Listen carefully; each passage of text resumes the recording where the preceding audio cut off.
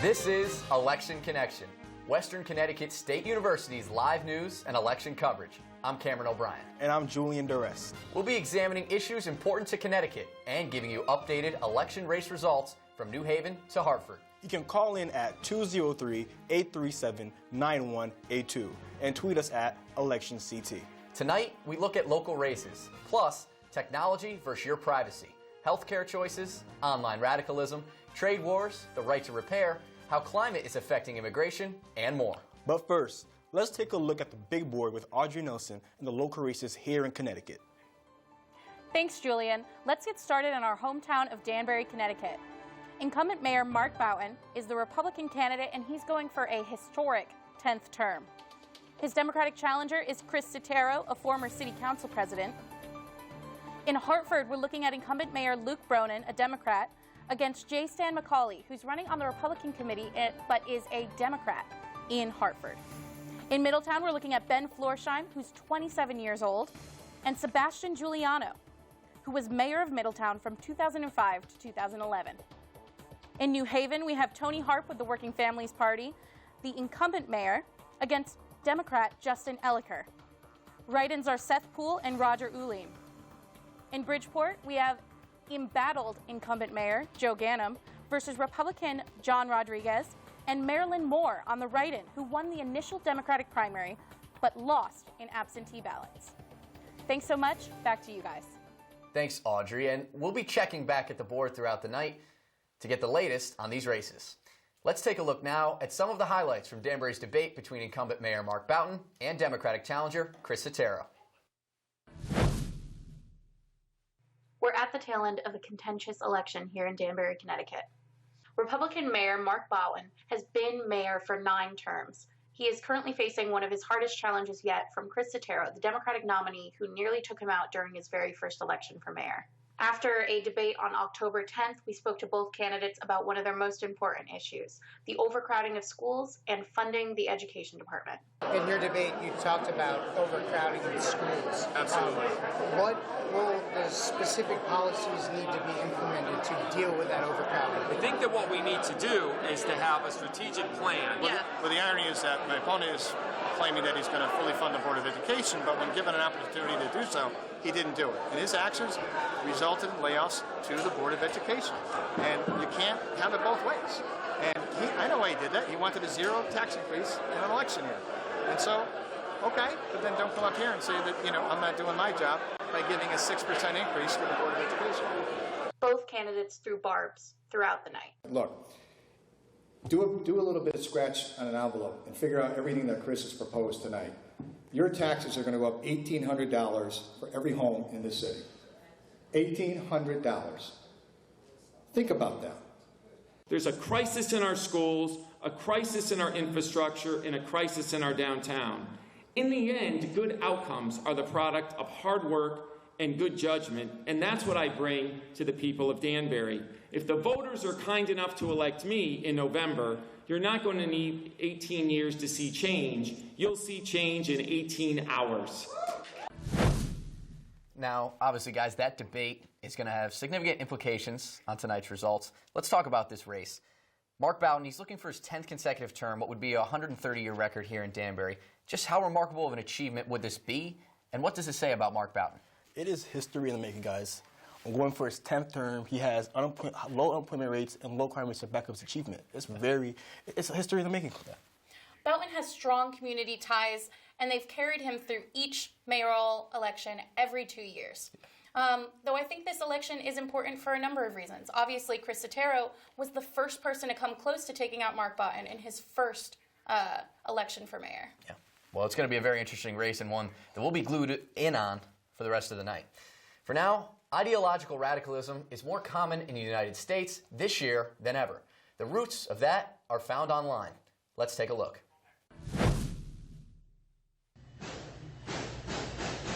I'm probably going to die today. Keep up the good fight.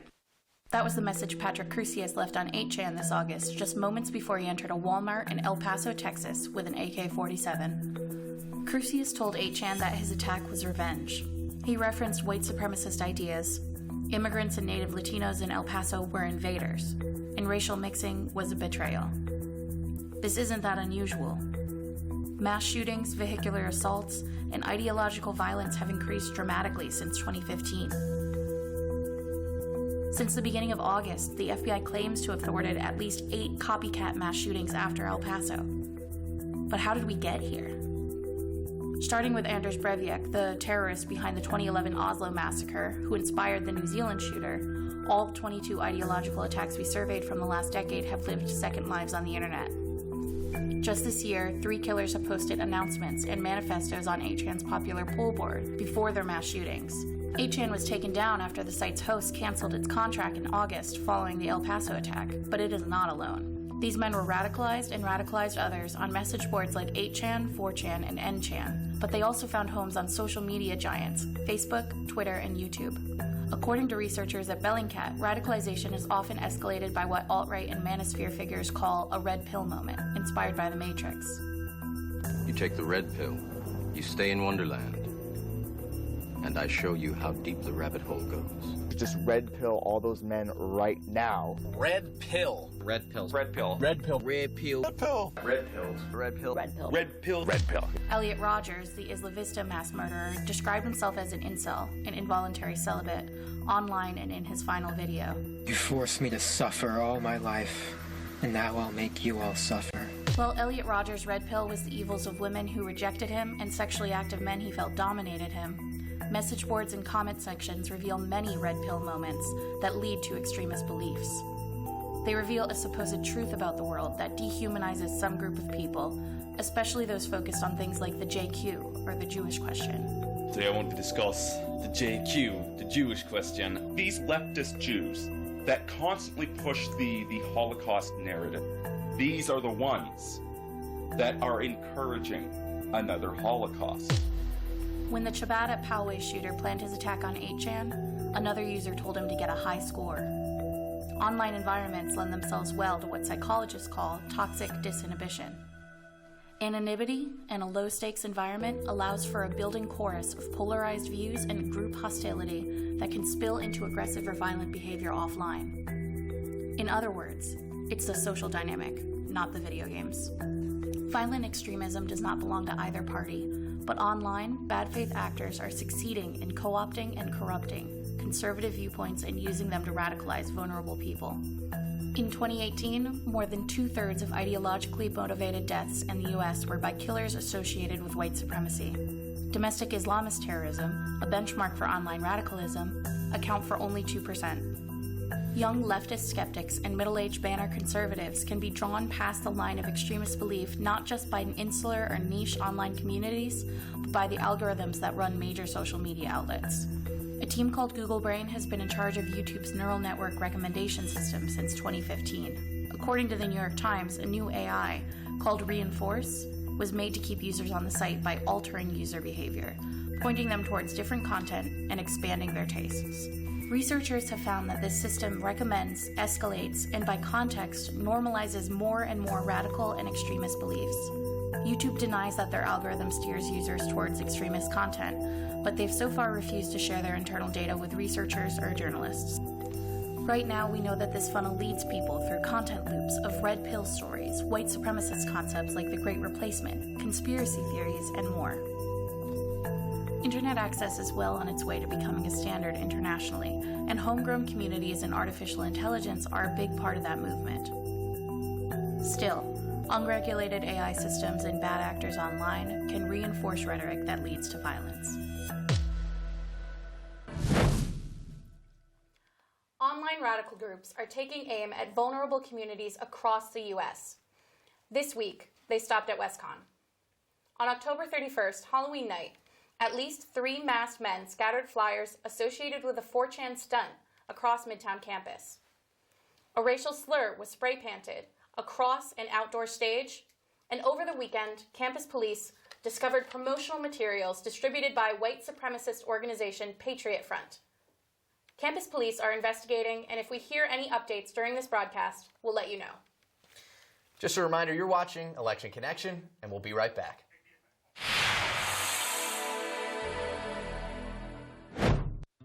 My best friend since childhood. My mother. My child. She was 26 years old. 82 years old. I was 25 when I killed my best friend. I was 56 years old when I killed my mother in a drunk driving accident. I was 35 when I killed my child.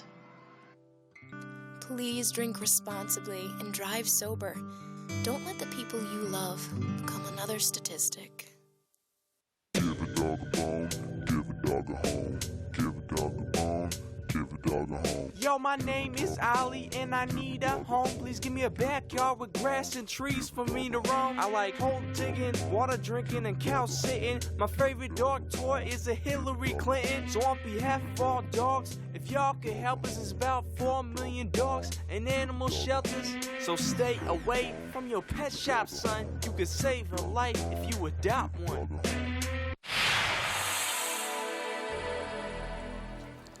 You're watching Election Connection, Western Connecticut State University's live news and election coverage.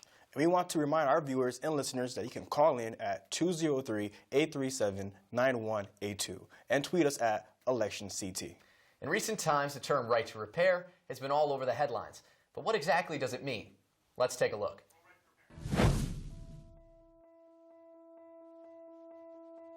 What if the only business who could repair your phone was the one that made it? Electronics manufacturers have been trying to police how you can repair their products, and consumers are fighting back.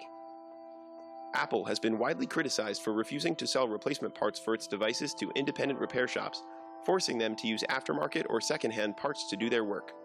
This is especially upsetting to customers since electronics in recent years have steadily become more challenging to repair, with the 2019 MacBook Pro earning a 1 out of 10 repairability score from the website iFixit.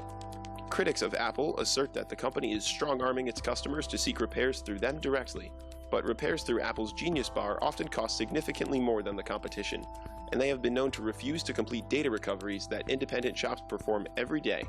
We reached out to Apple for comment, and they responded by telling us about their recently launched Independent Repair Provider program, which grants Apple-certified technicians at independent repair businesses access to various Apple parts, tools, and resources. This program marks progress for the tech giant, but Apple's tight regulation and control of their resources means that many customers are still not happy. That's why the right to repair movement has been gaining traction recently. Advocacy groups like the Repair Association are seeking legislation to ensure that customers are able to repair their products wherever they want. We spoke with a representative of iFixit, the leading online resource for electronics repair guides, about the fight for the right to repair.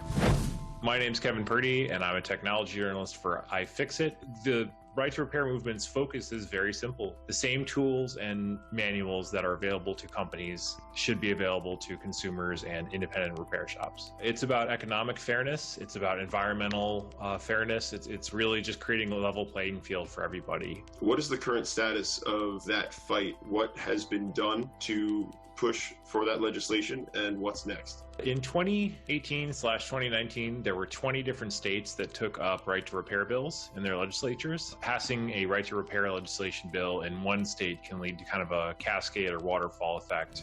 Well-known politicians on the state and national stage are concerned about the right to repair. Former Speaker of the Massachusetts House of Representatives Thomas Finneran has been a vocal opponent of the right to repair automobiles, taking the angle that protection of intellectual property is essential to driving the state economy. However, the authenticity of this statement has been called into question since Finneran accepted $20,000 from a lobbying organization that opposes the right to repair. Outside of the auto industry, American farmers have struggled with restrictions on repairing their tractors, which has resulted in top Democratic presidential candidates Bernie Sanders and Elizabeth Warren declaring their support for a bill that protects the right to repair tractors. Right to repair advocates are hopeful that this support will translate to the right to repair consumer electronics as well. So right now, we're looking to get the right to repair bills on the books in more states into the 2019-2020 sessions. Numerous publications have published articles about the right to repair. I think it's becoming a more well-known term. The right to repair movement, as it is for electronics, has been compared to the right to repair movement of years past for the automobile industry. Any repair shop that is, licensed and certified can look at a car and figure out what's wrong with it. Kind of the parallel there we see is that one state's residents standing up and saying that, no, there should be an even playing field could have a huge effect on electronics, I think, as it did for cars. The right to repair movement enjoys widespread support from people of all political leanings. According to a poll conducted by YouGov, 71% of people support the right to repair, with a clear majority of Democrats, Republicans, and Independents in favor of right-to-repair legislation. It's rare for a political movement to be supported by such a large, nonpartisan majority. Massachusetts passed a right-to-repair initiative in 2012, which grants automobile owners and independent repair shops access to all diagnostic and repair information available to authorized repair facilities.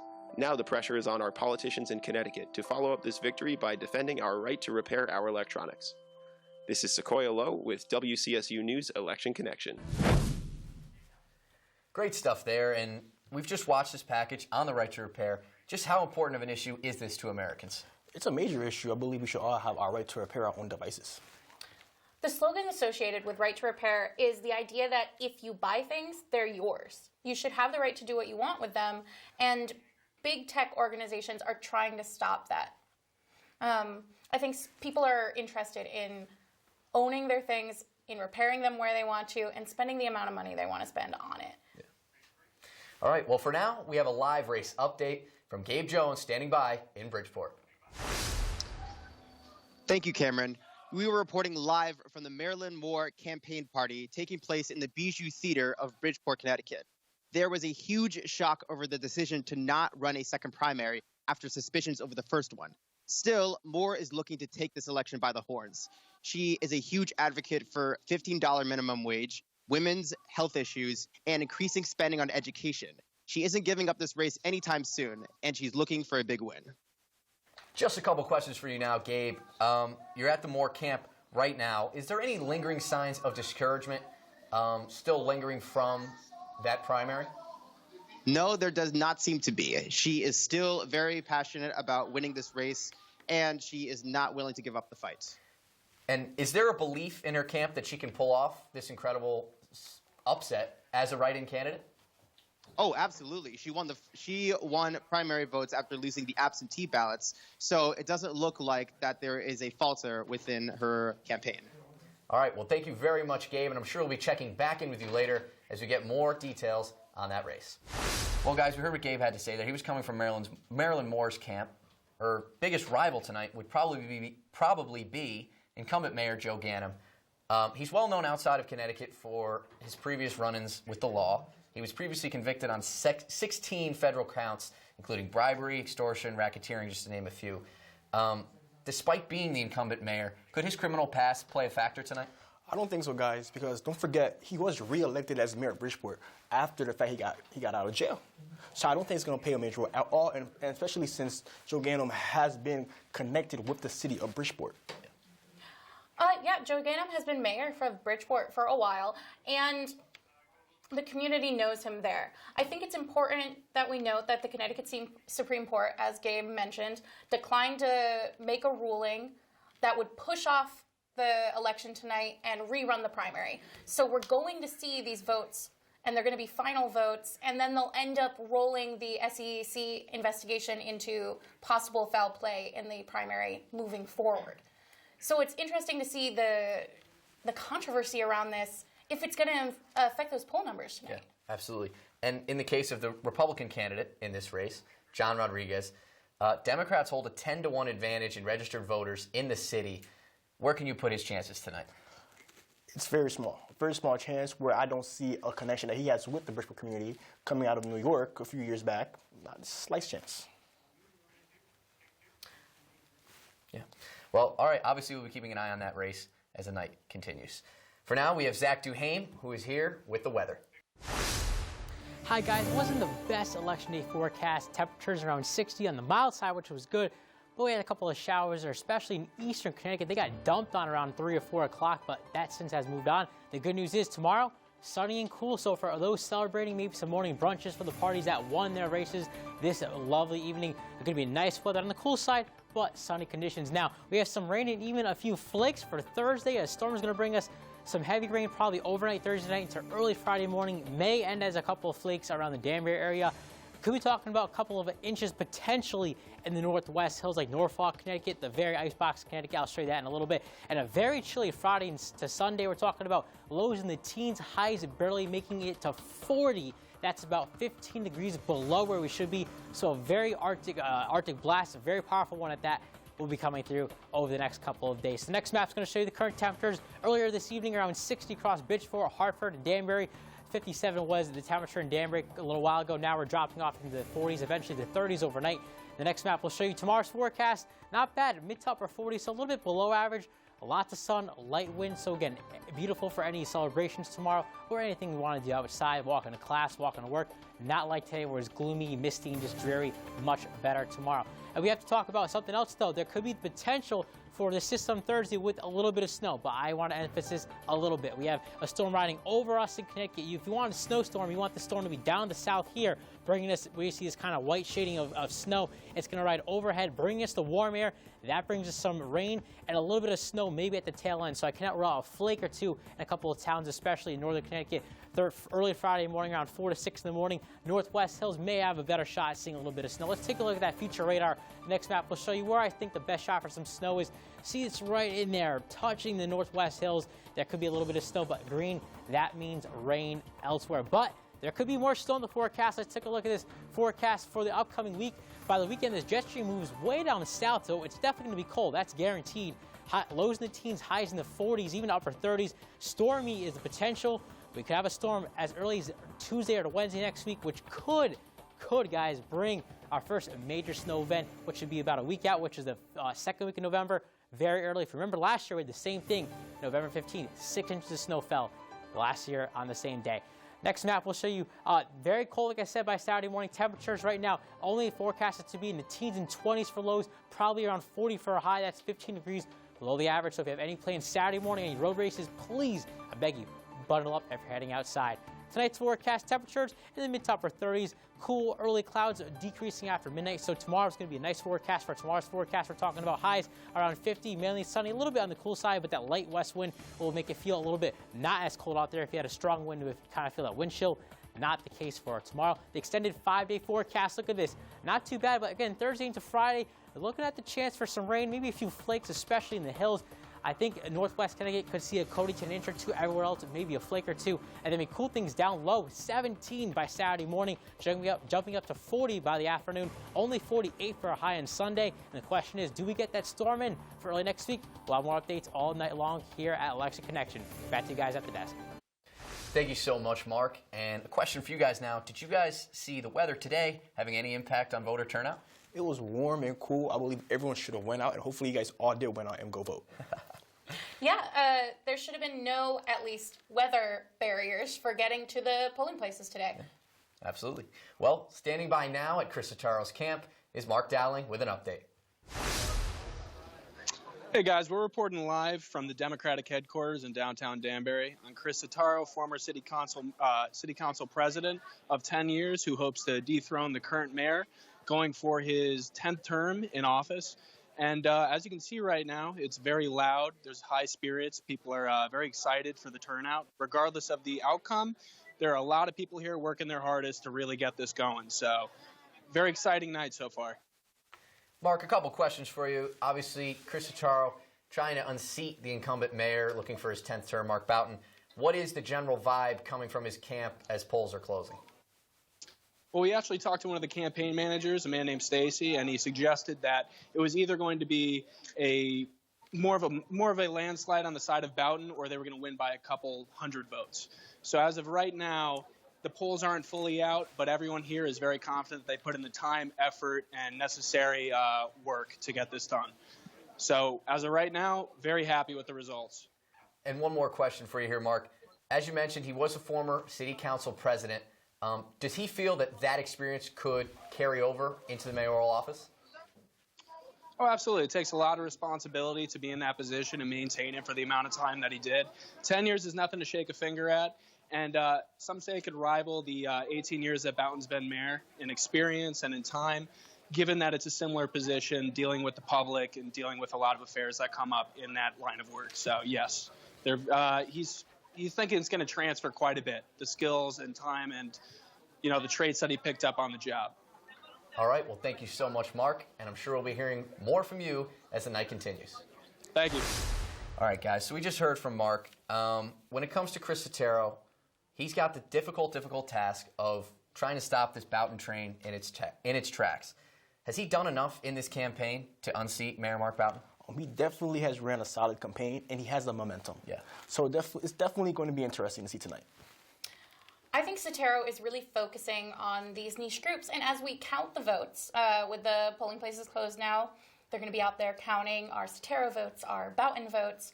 I think we're going to see what voters are prioritizing. That long-term relationship with Boughton that has been built over years, or Sotero's voice for more stakeholders in the decision-making rooms, more changes in the shorter term to make Danbury a better place. So I think we're going to see a lot of changes on the priority lines as the votes come in. Well, technology affects everything we do now, including voter integrity and privacy laws. Privacy laws include the Fourth Amendment right to be free or unwarranted search or seizure, the First Amendment right to free assembly, and the 14th Amendment, due process. But is privacy gone? Let's take a look. Developed in 2016, Amazon's identifying system recognition was originally designed for facial recognition authentication, indexing image and video files, and celebrity identification. Amazon Recognition Video's activity and label detection provides customers with rich metadata from video for search and filtering. Amazon Recognition Video extracts metadata from this video by detecting objects and activities. Over the course of the years, the technology has expanded its facial recognition system beyond entertainment-based usages. The Washington County Sheriff's Office in Oregon has already implemented Recognition's advanced capability to match facial similarities. With the access of a collection of jail booking mugshots, law enforcement is able to determine some of the unidentified suspects under criminal investigations. We interviewed Sergeant Casey from Western Connecticut State University's Police Department to find out more about this technology system. There's several problems that have come up with it that is potentially biased in that when they did the examples and they took the trains, if you will, of the models, it was predominantly white males. And that rate is a good clearance of false negatives is because there's such a large database of white males. However, females, dark-skinned, minorities, it's a little bit more failure rate because it doesn't have many examples in their database.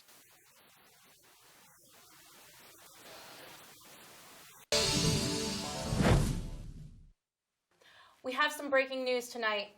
Unfortunately, Manchester's John Deeb, the Connecticut GOP, the Towns Committee chairman, a 75-year-old representative from Manchester, was struck at 6:30 p.m. by a car and killed. The story is developing. If we get any updates later tonight, we will let you know. And obviously, we'll be keeping you guys updated on that, as you just said. For now, we're going to continue with civil liberties and technology.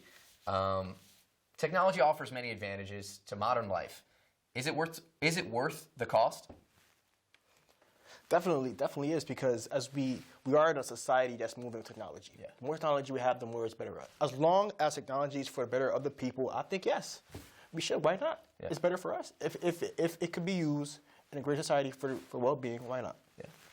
I think, especially with the topic of that news package there, we have to think about how we're progressing forward. So do we have the policies already in place to protect our privacy, to protect our fundamental rights? I know recently on Recode, Edward Snowden said that Facebook and other tech giants are more of a security risk to the individual person than the NSA. And essentially we have to make a choice as a country. How much do we need to restrict individual corporations in the ways they can access our personal lives? Yeah. And do big companies like Apple or Microsoft, do they need to take some responsibility in regards to these issues? For security concerns, yes, because we all have our private lives that we don't want to be exposed. So definitely in terms of security breaching, yes, we do. They do. And I think companies should make a moral choice at the higher levels to coordinate with the government to try not try not to get around rules that protect us on a privacy level, and to not cooperate with using social advances in technology to fund things like surveillance and other governmental level intrusions into the American public. Yeah. Well, obviously this is a big issue, and I'm sure it won't be going anywhere anytime soon. For now, we have Zena Cajamarca, who's standing by with a live update in Hartford. Zena? Hi, Cameron. I'm at Luke Bronin's watch party right now. There seems to be a lot of people talking about today's election. A lot of people are excited to find out the results for tonight's race. Many people are confident that he will win, and they're hoping that he will continue to be Hartford's next mayor. Zena, a couple questions for you. Luke Bronin, being the incumbent mayor, does he feel he has a big advantage heading into election night? Yes, most certainly. He has already been the current mayor of Hartford, so he knows what is expected to be of mayor, and he has created a reputation for himself. Therefore, he shouldn't really have a problem in, knowing what it takes to be mayor again or being reelected. And one more question for you. He's worked alongside former Governor Daniel Malloy. He has a history of political experience. Does that give him an advantage with voters tonight? It most certainly does. Working with higher authorities gives anyone additional benefits. So he shouldn't really have much of a competition since he has worked with Governor Malloy in the past. All right. Well, thank you, Zena. We'll be checking back in with you later, I'm sure. So on that race, on the Hartford race, one of the most interesting storylines of the night is J. Stan McCauley. He's running on the Republican ticket as a registered Democrat. Just how unprecedented is this? It's definitely different. It's the first time I've seen something like this. But I wonder why he couldn't go in as a write-in. Yeah. Definitely, did his views change over the years to why he wants to become a Republican candidate? J. Stan McCauley has said that he's trying to move beyond party politics. He has a lot of criticisms for how Luke Bronin has approached Hartford on the community level, and he wants to revamp public safety, the way the education budget is approached, and other table issues, essentially, for Hartford's community. And what he says is that he has more in common on those issues with the Republican committee than he does with the incumbent, Luke Bronin. And what does it say about Hartford's political climate that the city's Republican committee cross-endorsed McCauley? Well, like I said, they have concerns in common with Luke Bronin's mayoral terms. Yeah. And they have changes that they want to see in Hartford. And maybe even because we haven't seen a Democrat taken out of office and replaced by a Republican in Hartford in a long time, they're hoping that having an actual Democrat on their committee ticket will get someone with their priorities in that office easier. And Luke Bronin, I posed this question to Zena. He worked for a number of years alongside Dan Malloy, the former governor of the state.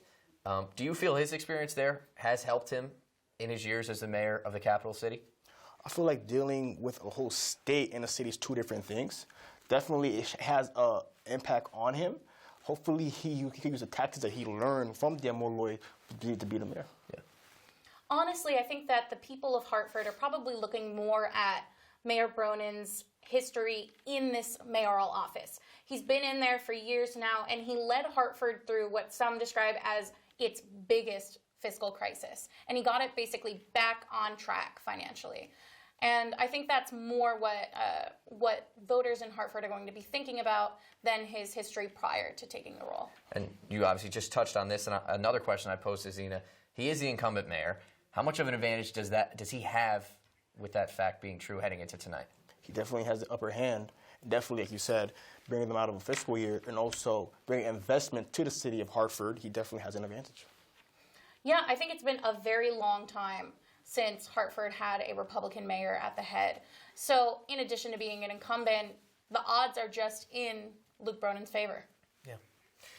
Well, now we switch gears. According to a recent Fox News poll and NPR, healthcare remains a top issue for voters when sizing up presidential candidates for the 2020 election. Let's take a look. Healthcare is one of the leading topics of discussion in politics today. Between current running presidential candidates, Some favor a public option healthcare system, whereas others support a universal single-payer healthcare system, something our neighboring country of Canada and many European countries use today. During the second Democratic presidential debate, candidates expressed their opinions on healthcare systems. People don't like their private insurance companies. Under our plan, people go to any doctor they want, any hospital they want. And I feel very strongly that families ought to be able to have this choice. Quickest, fastest way to do it is build on Obamacare. I believe we need to get to universal health care as a right and not a privilege to single payer. The United States has many healthcare plans and insurances, with 91.2% of Americans having health insurance coverage. However, due to inefficiency, administrative costs in the United States account for around 8% of overall healthcare costs. In other developed countries, the average is between 1% and 3%. For those who may not know, in a single-payer healthcare system, rather than multiple competing health insurance companies, everyone has health coverage under a single health insurance plan, with access to necessary services. To get a better idea of people's thoughts and concerns of a universal single-payer healthcare system, we interviewed Dr. Edwin Wong, a professor at Western Connecticut State University, for his thoughts. Certainly one of the pros, of course, is that costs will be under control, because right now we know that costs are completely out of control with regards to health care. Pharmaceutical companies are price gouging, which is a scandal in itself. The United States could save $175 billion in health care by cutting in half administrative costs. Not to mention, in 2017, 1.4 million Americans went overseas for medical care to get a better deal. One of the downsides goes back to cost again. If the average consumer is not bearing the burden of most of the insurance premiums, although we will pay a little bit of it, that means the government will, and that means that we will have to pay, our taxes will go up as a result of that. According to Harvard Health Publishing at Harvard Medical School, single payer will not ease the constant tension of balancing access, quality, and cost in healthcare. For instance, some Canadian provinces spend 40% of their budget on healthcare, which reduces funding for other programs like education and infrastructure. She wants to go to a single-payer plan, which would be a disaster, somewhat similar to Canada. Their system is so slow, it's catastrophic in certain ways. Government basically rules everything. Healthcare will continue to be a hot topic of discussion throughout the remaining presidential debates. How candidates plan on implementing and funding a universal system that is run efficiently remains to be seen. This is WCSU News Coverage. Stay healthy and stay safe. Signing off. You're watching Election Connection, Western Connecticut State University's live news and election coverage over Danbury Comcast Channel 97, WXCI 91.7 FM, and streaming over wcsu.edu/live. Have a question or comment? You can call in at 203-837-9182 and tweet us at ElectionCT. For now, we send it out to Ian Townley, who is standing by at Mayor Mark Boughton's camp in Danbury. We are coming to you live here at Anthony's Lake Club in Danbury at the Mark Boughton campaign headquarters, where the incumbent Republican is set to take on Chris Sotero, the Democrat, for his 10th consecutive term as mayor. According to Mark Boughton's team, his campaign platform has mostly been business-friendly, all about the revitalization of downtown Danbury and the strengthening of the public school system. The vibe of the room here in Anthony's Lake Club is excited, confidence, and the numbers, the unofficial numbers, have just started rolling in. Mark Boughton is at 4,711 votes, and the Democrat Chris Sotero is at 4,248 votes. Important stuff there, Ian, and a couple questions for you here. It's been a bit of a been there, done that for Mayor Mark Boughton, this being his 10th mayoral election that he's taken part in. What is the general vibe around his camp right now? I know you touched on it briefly, but if you could expand on that for us. That's a great question, Cameron. The general vibe around his camp is confidence. According to Mark Boughton's team, they feel like he's done a great job connecting with all members of the Danbury community. And one more question, Ian. He's obviously campaigned hard for this re-election. Has this campaign been based more on new ideas or leaning back on his body of work? That's also a great question, Cameron. I'd say it's a combination of both. In the last 18 years, Mark Boughton's team feels like they've done a great job with the down job unemployment rates and the down crime rates, and also combined with new ideas such as connecting the Danbury train line with New York's Brewster and Southeast line, and that would help alleviate the traffic going into, coming out of, and within the city of Danbury. All right, well, thank you so much, Ian, and thank you for keeping us posted on those unofficial results. All right, guys, so we heard what Ian had to say there. Obviously, a very tight race as of right now.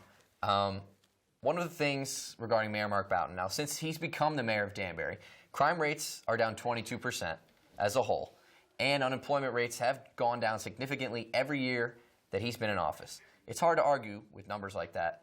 How will it impact voters tonight? Economy and security is one of the most top priorities for anybody, any voter. I believe with those achievements, it definitely have a positive impact on him.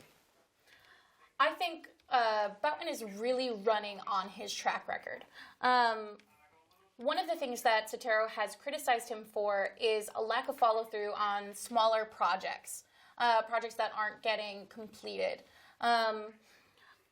Boughton's answer to that is his 2017 Danbury Playbook, which is focused on bringing Danbury to the future. So he's approaching new projects by assigning project management offices, or he will if he gets elected again. And I think that it'll be interesting how voters respond to this new approach to getting and completing citywide projects. Yeah, absolutely. Well, for now, we're going to switch gears, heading into another news package here, the 2020 presidential election landscape. The 2020 presidential election is looming in the distance as key candidates begin to charge ahead towards their goal of gaining office. Four major candidates in the election are former Vice President Joe Biden. The single most important thing we have to accomplish is defeat Donald Trump. Vermont Senator Bernie Sanders. I'm Bernie Sanders. I'm running for president. Massachusetts Senator Elizabeth Warren. I stand here today to declare that I am a candidate for President of the United States of America.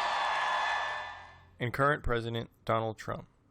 With every ounce of heart and might and sweat and soul, we're going to keep making America great again. And then we will indeed keep America great. The door is seemingly wide open for any candidate, and with these many contenders left, it could be anyone's game. So where exactly does the general public place their support in this developing race? We went around campus and asked some WCSU students about their thoughts on the 2020 election. We asked 15 WestCon students about who they plan to vote for in the upcoming election. They all agreed on one candidate. Voting for Bernie Sanders. Bernie Sanders. Maybe Bernie Sanders. However, there was a more divisive opinion about who stood the best chance at actually gaining office. Pretty positive Bernie will take that election. I think he's going to win that. Probably Trump. I feel like he will too. In the political world, stories are always changing and campaigns can collapse in an instant. We still have a ways to go until that fateful night in November, but for now, the Oval Office might just have an open door. Obviously, very timely and important stuff there. A question I want to pose to you guys: how will each of these Democratic candidates fare against Donald Trump, and do the Democrats have a strong chance in this upcoming election? With this election season coming up, they definitely have a fair chance. It's not going to be easy for either party. Yeah. I think it's going to be an interesting one, especially with the impeachment proceedings moving forward, the inquiry. It'll be interesting to see which Republican voters and Trump voters might be convinced to move over for some of these candidates. Our top polling candidates obviously are Joe Biden, who came out from the Obama presidency, Elizabeth Warren, Bernie Sanders, and Pete Buttigieg. There are obviously more candidates in the race. We know that Beto O'Rourke has recently dropped out, so the race is thinning, if only a little bit. I don't think that we can say definitively which of these candidates is really going to resonate with these swing voters until it narrows a little bit more. Yeah. Well, switching gears now, we're going to head over to our own WestCon's own meteorologist, Zach Duhame, with a weather update. Hi guys, it was not the best of days for Election Day today. Had some showers earlier. Eastern Connecticut got dumped on with heavy rain around 4 or 5 o'clock. So for that evening voting hour, not the best of weather, but right now we're drying things out and cooling things off. So for tomorrow, it's going to be sunny and seasonably cool temperatures around 50 degrees, which is a couple degrees below average. Overall, not too bad considering that a couple days ago we were stuck in the 40s. Rain, a couple of flakes for Thursday. It looks like most of us sees rain. A couple days ago, it looked like a big snowstorm. Now, probably a light to moderate rain event with some flakes mixed in, possible especially in northern Connecticut, maybe a quick coating in the hills as the system pulls in some cold air. And one thing's for certain, we're still talking about very chilly weather Friday through Sunday. Friday, highs not getting out of the 30s, feeling like the 20s with the gusty wind, lows in the teens. We'll get to it later on in the forecast. So let's look at tomorrow's forecast. Current temperatures first, I should say. Temperatures today were around 60 degrees for a lot of towns. 57 was a high in Danbury. And now we're going to be talking about temperatures that are a little bit cooler tomorrow, closer to the 50-degree mark. Now, for tomorrow's forecast, let's go back to that forecast. Here we go. Cooler than today, but again, lots of sun, so overall, not much to complain about for tomorrow. But we have changes coming, and let's look at what could happen on Thursday. We have the system coming right overhead, and that's not good news for those snow lovers. You want snow, you want the storm to form. Just down here, we get the cold air in, lots of snow to fall. Like where this kind of white shading is, that's your snowfall across northern New England. This green area shows rain, except for the extreme northwest hills. Most of us will see rain. Look at that future radar around like 11 o'clock tomorrow evening. On Thursday evening. You can see the blue indicating that snow very close by, rain elsewhere. So most of us are seeing rain. Cannot rule out a couple of flakes as the tail end of this pulls away before the morning rush on Friday, but no accumulation except maybe an extreme northwest part of the state where they can see a quick coating, maybe an inch or two if enough heavy snow falls. But that may not be the only opportunity for snow. Look at the upcoming pattern. We're seeing a big pattern change by this weekend. A jet stream dips way down south. Cold is definitely going to be here. Temperatures, like I said, for highs around 40, lows in the teens. Storm, that's a question. Right now, some models indicate a storm may kind of ride along this boundary and bring us some snow early to maybe next week. Still about a week away. We know how fast things change around here, guys. We know this deal every winter long. But don't forget, it's only November like 15th next week, and we could be talking about our first plowable snow of the season. Tonight's forecast, not too bad. Sorry guys, I'm getting confused tonight. Look at this. So for highs on Saturday, temperatures are going to start off around 20 degrees, very cold, then get to around 30 to 35 to 40, feeling like the 20s with the wind all day long. So Saturday, you're going to want to bundle up out there. If you're heading out to do anything, any activities, definitely bundle up. Now for tonight's forecast, temperatures 36 degrees, clouds early, cooler than we should be, but overall not too cold. We were in the 20s a couple nights ago. Tomorrow's forecast, nice, talking about 50-degree temperatures, lots of sun, so that's going to be the highlight of the forecast. A light wind, so not having to worry about a wind chill for tomorrow. And the extended forecast, look at this. They're talking about a storm on Thursday, and again, that could bring a couple of flakes into the area. Not talking about a widespread issue, but cannot rule out a couple of flakes. Friday, look at these temperatures, 39 for a high. That's near the average low, so we're going way down at the temperatures for Saturday morning. 40 is your high on Saturday with some breezy conditions as well. Sunday, closer to 50. But overall, guys, the forecast, it's been kind of changeable. We've been up and down, up and down. Nothing like Halloween storm, which is quite impressive. But we could be talking about from a rainstorm to maybe a snowstorm in the next couple of weeks. That's what we happen in the fall season. We transition from summer to winter. It may happen pretty quickly. We're going to be back here with election coverage all night long here until 11 o'clock at WCSU Election Connection. Thanks, Zach. It seems like we're looking at a rainy day on Thursday. And he mentioned that we'll be looking at some snow heading up. I am so excited. What do you guys think about snow starting up at the end of November? I'm a warm weather kind of guy, so for me, not the greatest news, but, it is what it is. And obviously we know here in the Northeast, snow comes thick and snow comes fast. Definitely, I have to agree. I like the tropical weather. I cannot stand the snow. I'm not looking forward to it at all. Well, just a reminder to everybody, you are watching Western Connecticut's Election Connection. Stay tuned. We'll be right back. Told me what I couldn't wear. When he started getting possessive and dictated who I could talk to. When he said he would never hit me. That's all going to change. Enough is enough. Let the Women's Center of Greater Danbury help you.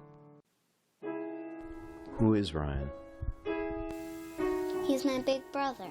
My mom said he went away with his friends. I hope he comes back soon. Why is Ryan the best brother? Sometimes he tucked me in bed. He always got me off the bus. Sometimes I even watch him draw. If you could say anything to Ryan, what would it be? Come home. When you think of jail, who do you see serving time? A thief. A murderer. A drug dealer. A kidnapper. An embezzler.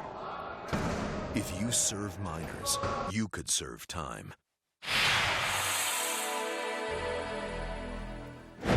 You're watching Election Connection, Western Connecticut State University's live news and election coverage over Danbury Comcast Channel 97, WXCI 91.7 FM, and streaming over at wcsu.edu/live. Have a question or comment? You can call in at 203-837-9182 and tweet us at ElectionCT. Now we have Rachel Pete, who's standing by with a live election update from New Haven.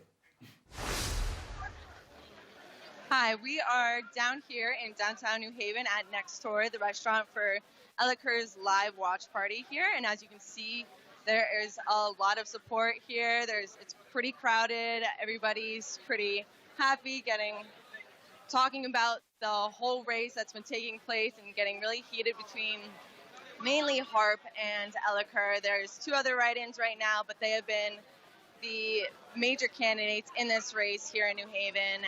And Elliker has been advocating education development here in New Haven as he has two daughters at home. He has been advocating a new fiscal plan for New Haven because of the budget in New Haven as of right now, amongst other topics in his campaign. So, we don't have any unofficial numbers as of right now, but the support is looking awesome here. We'll have to keep you updated throughout the night and see how things move along. Now, Rachel, Elliker won a very close Democratic primary. Does his team feel that he can parlay that momentum into a victory tonight? I believe so.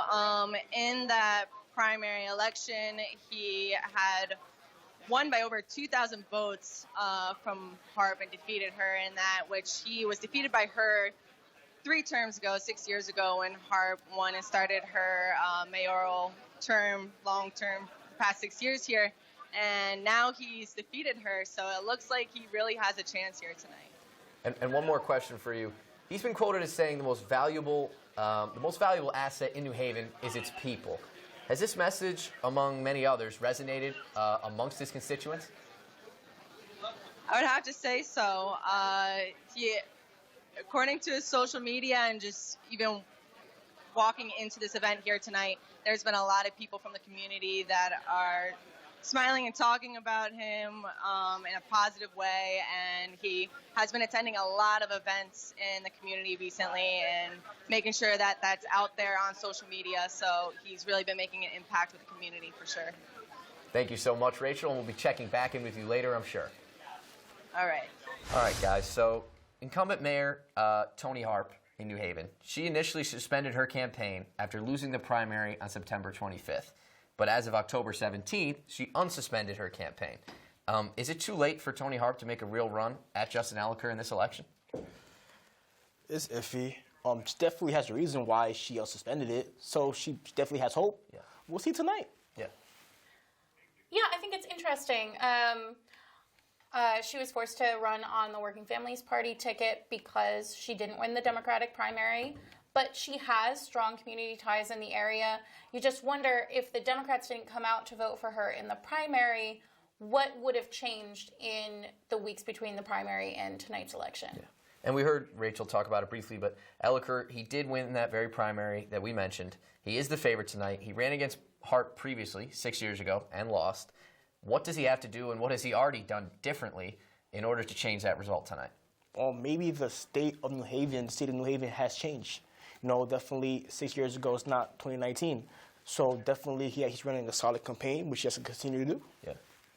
I think Elliker is trying to run from a small business-minded point of view.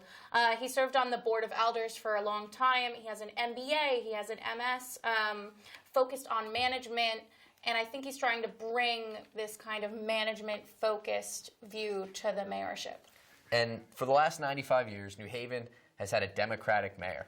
What does that say about the political state of the city?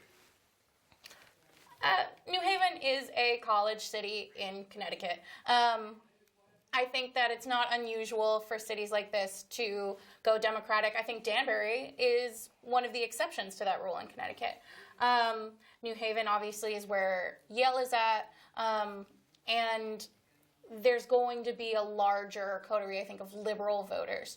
So we don't have a focused Republican candidate tonight, and we do have a Working Families Party candidate, but in general, the Democratic Party holds out. I think it'll come down to these community-level ties. Yeah. I just want to switch gears right now because we have John Board who's standing by on the phone with some breaking news. John?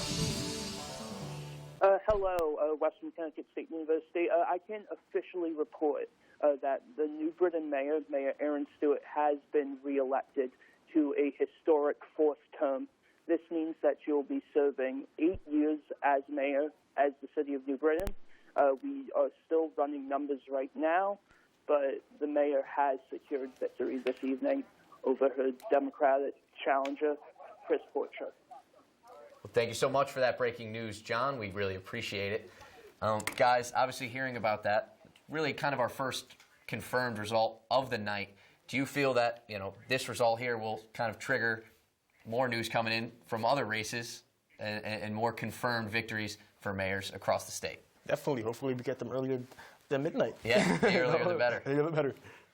Yeah, we're waiting on the official confirmation on these numbers, but Stewart was coming up against two candidates, essentially. Chris Porcher, who's 28, and Devon Tanksley, who was a petitioning candidate. It just didn't seem like they were going to be able to get the votes up against her. Yeah. So it's interesting to see her reclaim New Britain like this. Yeah. Though, of course, we have to wait for the final confirmed polling numbers. Of course. Well, just to reiterate it there, Aaron Stewart has been reelected, unconfirmed, as the mayor of New Britain. Headed back to what we were talking about before, there certainly seems to be a bit of a rivalry in New Haven, that mayoral race, between Harp and Elliker. They've clashed heads many times in the past and leading up to this election. Do you think we could see tensions boiling over again tonight? It's the last night. Elections, by now, I believe the polls are closed, but definitely it was a messy election. I don't think so. I think a lot of voters in New Haven are hoping that whatever the outcome of tonight's election, the city can kind of heal from a very contentious election cycle. Yeah. Obviously, a lot of barbs and accusations were thrown between the Harp campaign and the Elliker campaign. And I would think that most of the voters in New Haven are just hoping to move past that regardless of who is elected tonight. Well, guys, we actually have more breaking news. We've just received word that Mark Boughton has been reelected mayor of Danbury for a historic 10th term. Just to reiterate that one more time, Mayor Mark Boughton has been reelected in Danbury and will serve another term as the mayor.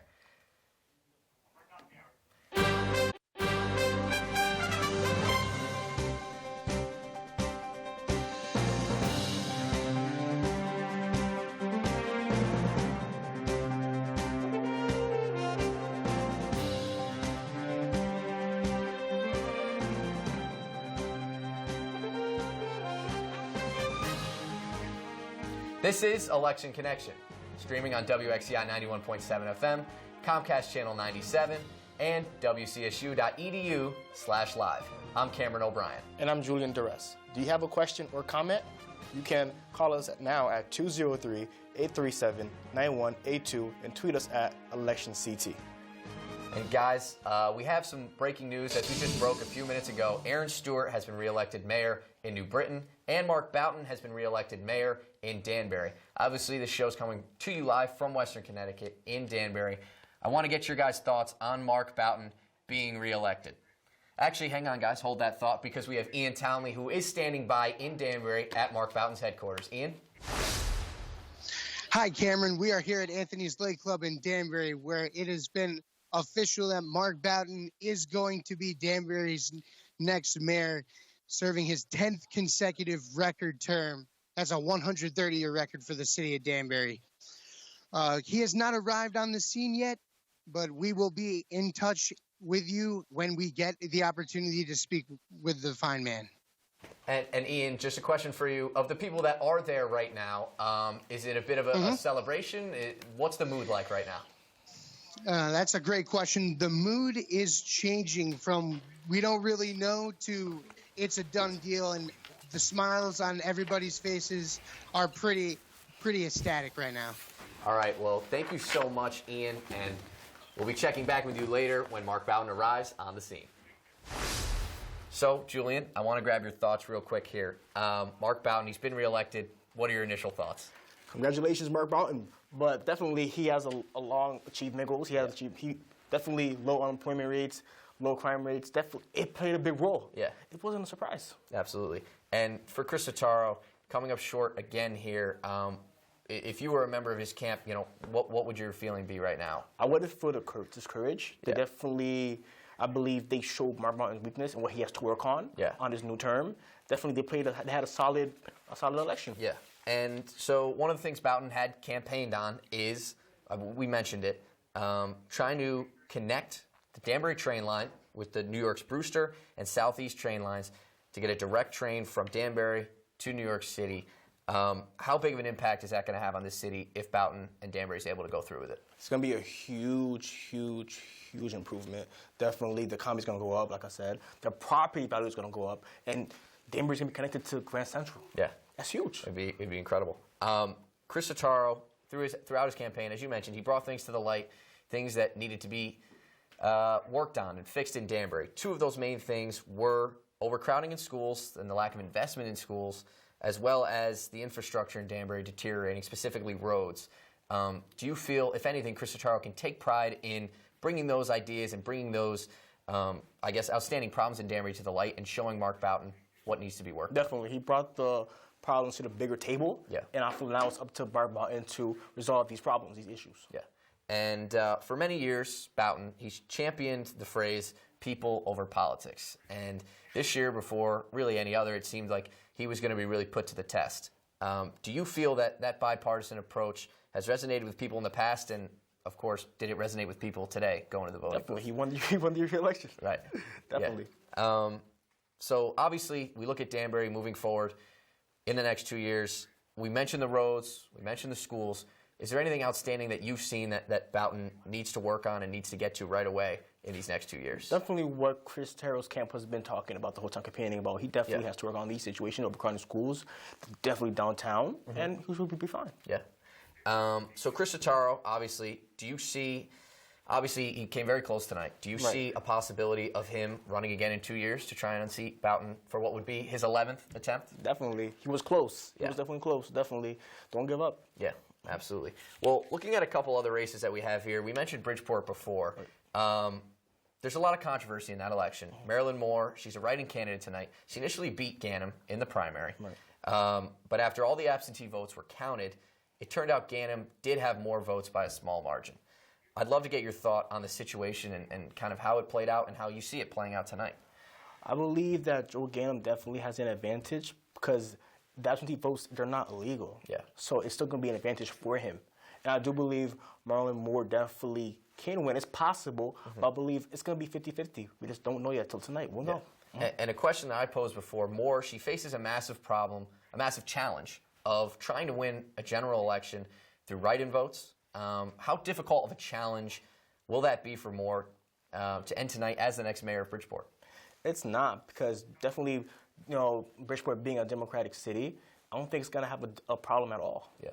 And furthermore on that race, does Moore have the right to ask for inquiries on the primary election? Obviously, we know there's a lot going on with it right now. Does she have the right to ask for that, considering Ganem's past troubles with bribery, extortion, and other federal charges he's faced? I don't think so. Like I said before, he was arrested. He did serve his time. I don't think he'll do the same mistake twice. And definitely, since he's been reelected again as a mayor of Bridgeport, I don't think so at all. Yeah. And do you have the right, as a voter, to have some fear in electing Joe Ganim, considering his political and his criminal past?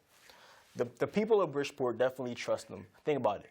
He went to prison, came back, went to election, and got reelected. Yeah. He definitely has a connection with the people of Bridgeport, which I don't think is a problem. Yeah. And another candidate that we can't forget about in this race is the Republican candidate. It's John Rodriguez. He's the Republican candidate. Democrats hold a 10-1 advantage in registered voters in the city. Where can you put his chances tonight? He's new. He's very new. I don't believe the people of Bridgeport know him enough. Yeah. Coming out of New York City, he definitely has a small chance. Definitely a huge small chance. Yeah. And Marilyn Moore, she has a history as a state senator. It has and will become a recurring theme in our coverage tonight. But would her previous and political experience translate in the mayoral office? Yes. Like I said, she is Joe Ganim's biggest contester. Definitely, she has the vote of the people and the minorities also. But like I said, it's going to be difficult, but at the same time, it's going to be a little bit shaky. Like I said, they're both Democrat candidates. It's 50-50. It could go either way. Yeah. Well, we'll patiently await the results from that Bridgeport race. The polls have been closed for an hour now. Let's take a look at the big board with Audrey Nielsen and the local races here in Connecticut. Thanks, Cameron. So we're going to look quickly at the unofficial results that were rolling from Danbury and a few of our other towns. In the Danbury mayoral race, we can say unofficially that Mark Boughton has won at a margin of under 500 votes. In Middletown, in New Haven, actually, we have unofficial numbers right now. Justin Elliker is winning at a large margin over Working Families Party candidate and incumbent Tony Harp. Elliker has 10,568 votes, and Tony Harp has 4,636 votes. And those are all the updates that we have right now. We saw in New Haven, there's certainly a big margin right now in the favor of Justin Elliker. Is this how you saw this playing out tonight? Definitely. Because, like I said, Tony Harp definitely had a good election, but at the same time, the people of New Haven want a new feel, a new New Haven. Yeah. Because definitely with high unemployment rates, high crime rates going on in New Haven, it made sense. And Elliker, he campaigned hard on the issue of education. Does New Haven need strong education reform? Most definitely. I believe that's something that the people of New Haven has been talking about. Yeah, and much like Seth Poole, who has been a New Haven resident his entire life, Elliker, he's a local guy. He's lived in New Haven for 11 years. He's a family man, 2 daughters. He's got clear family values and clear ties to the city. Do you feel that's impacted voters tonight and played a factor in why he has such a large lead? Yeah, because he's a family man, and the people of New Haven definitely can relate to him. Yeah, so definitely. Yeah. Tony Harp, who is obviously the race isn't over, but she's down by a lot at this time.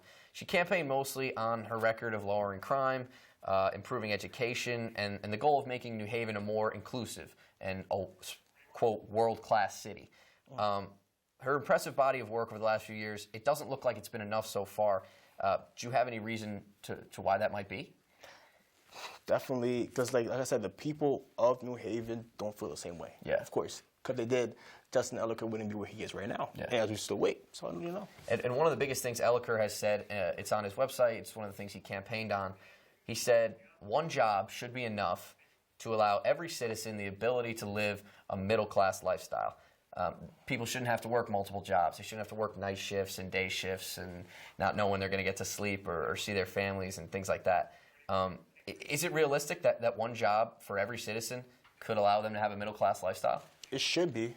I believe everyone wants to live a good life and also have time for their family or their activities. So, of course, 2 jobs are going to have an impact. Having one job is not only going to help yourself and your health out, it's definitely going to help the people around you. So definitely it's possible to do it, especially with the minimum wage going higher. It's going to help. Yeah. And, you know, it's been a theme we've seen from candidates tonight. We saw it from Mark Boughton, which has clearly worked for him tonight. As we know, he's won the mayoral race in Danbury. The bipartisan approach. Seth Poole, he was on the ballot as a write-in, as not a Democrat, as not a Republican. With that fact, do you feel that really hurt him tonight, that he didn't have a party affiliation on the ticket? Not really, because at the end of the day, New Haven's definitely, like I said, of all past 95 years, have been a Democratic city and a college city. Yeah. So, of course, even with the Democratic Party already had that advantage towards them. And switching gears to another city now, another town, specifically Middletown. Ben Florsheim, he's made headlines in this election with his age. He's just 27 years of age. He is the favorite heading into tonight, but do you feel that the fact that he is 27, he's a younger guy, do you feel that that could impact voters tonight? No.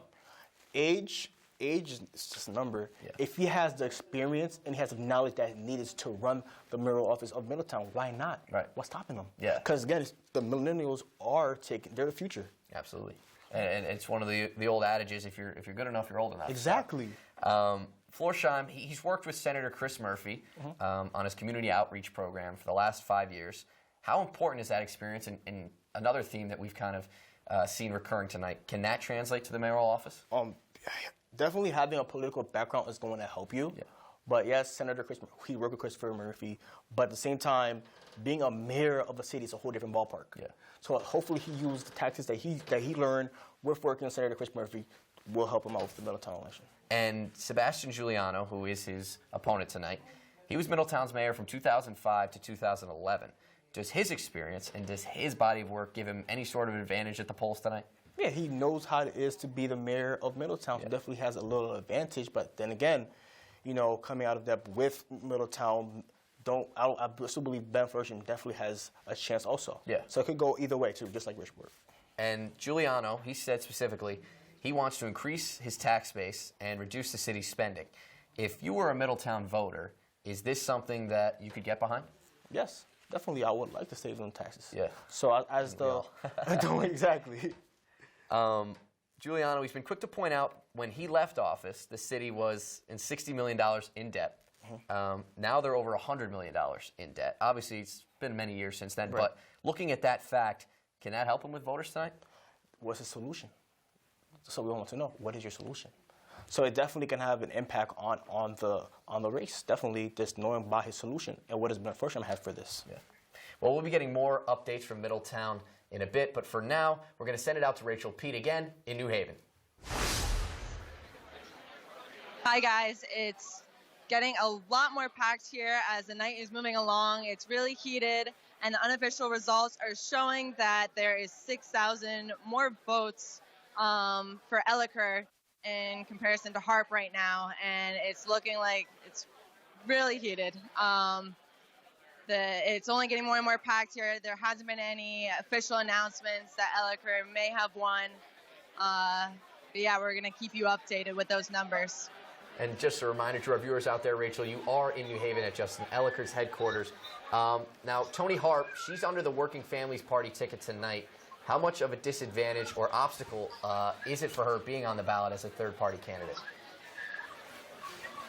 I would say a little bit of a disadvantage, but she unsuspended her campaign, and hearing that a lot of supporters out in the New Haven community were really rooting for her, and she came back trying to fight. She's been trying to fight, and she's in it to win it. So I don't think the Working Families Party line is really making a huge difference in this race. She's really fighting for it and making sure that she's out there. She was out there this past weekend with the People's Campaign for Toni Harp, and there was a lot of support there. There was even a little parade. So she's making an effort in the last month to unsuspend that campaign.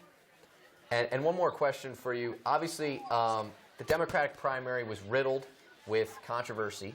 Is there a sense that she wants to just put that behind her and move forward and hopefully win this election tonight by moving forward? I believe so. There's been a lot of animosity between Ellicott and Harp.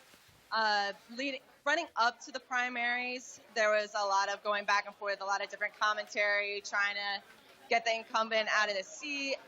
I think there has been a lot less animosity since then, and they've just been focusing on the people of New Haven and uniting them for running as mayor of New Haven. So. Well, thank you, Rachel, and we'll be talking to you soon. Julian, hearing what she had to say there, obviously, with that update, what are kind of your thoughts around this race right now? Ellicott. Yeah. Definitely, hopefully, the way it seems like he might be the mayor. So Yeah. we'll wait and see. Yeah. And obviously we talk about the rivalry, and we see it across politics all the time now, not just in local elections, but on bigger scales with the Democrats and Republicans and all political parties. Is there a place for political rivalries, kind of taking center stage over, I guess, to not go on too much here, but instead of politicians talking about policy, they're talking about other people and dragging them through the mud and things like that? There should be a limit, but definitely, as you know, politics is dirty, but there definitely should be a limit where family, I believe, shouldn't be involved in your candidacy. But as we've seen in New Haven, it's a messy election, and hopefully we all could agree, but definitely has no role. Yeah. Well, I'm sure we'll be talking about more on this later as results come in. National populism spans the political spectrum. Let's take a look. Populism and nationalism both have a controversial history and are rising globally, as well as within the United States. But what does it mean to be a populist or a nationalist? Populism is a political movement that mobilizes the population against the institution or government, usually in the defense of the wrong. Today I sat down with Dr. Howell Williams of Western Connecticut State University to talk about what these two terms mean.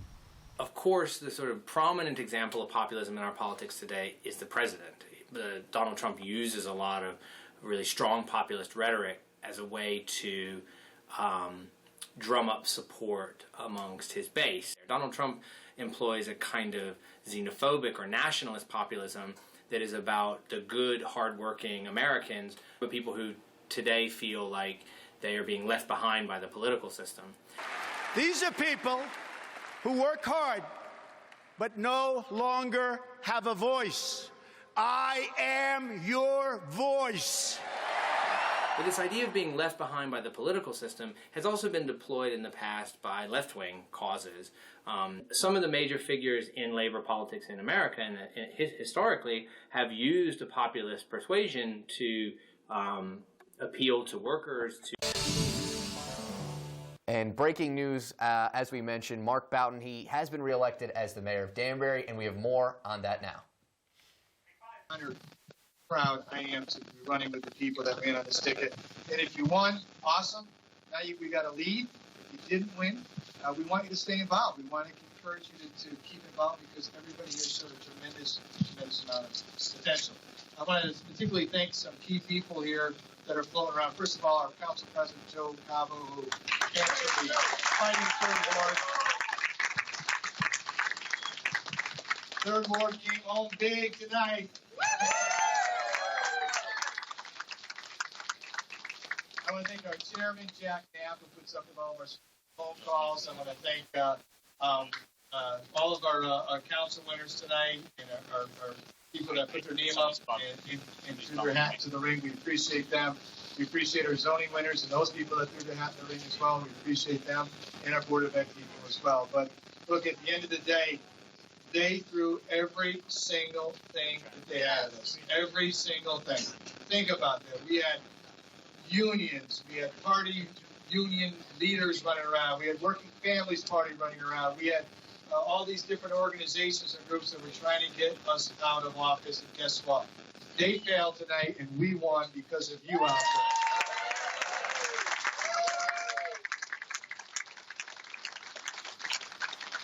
I also want to thank my running mate Stan Jowdy in the back, who is continues to be our city treasurer. Danny, congratulations.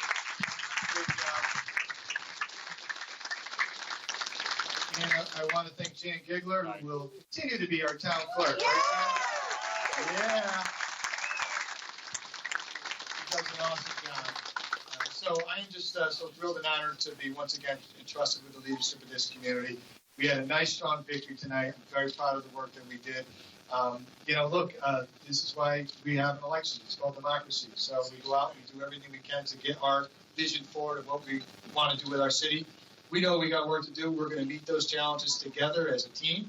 And I am certainly, again, excited to once again be the greatest city in the United States of America, the city of Danbury.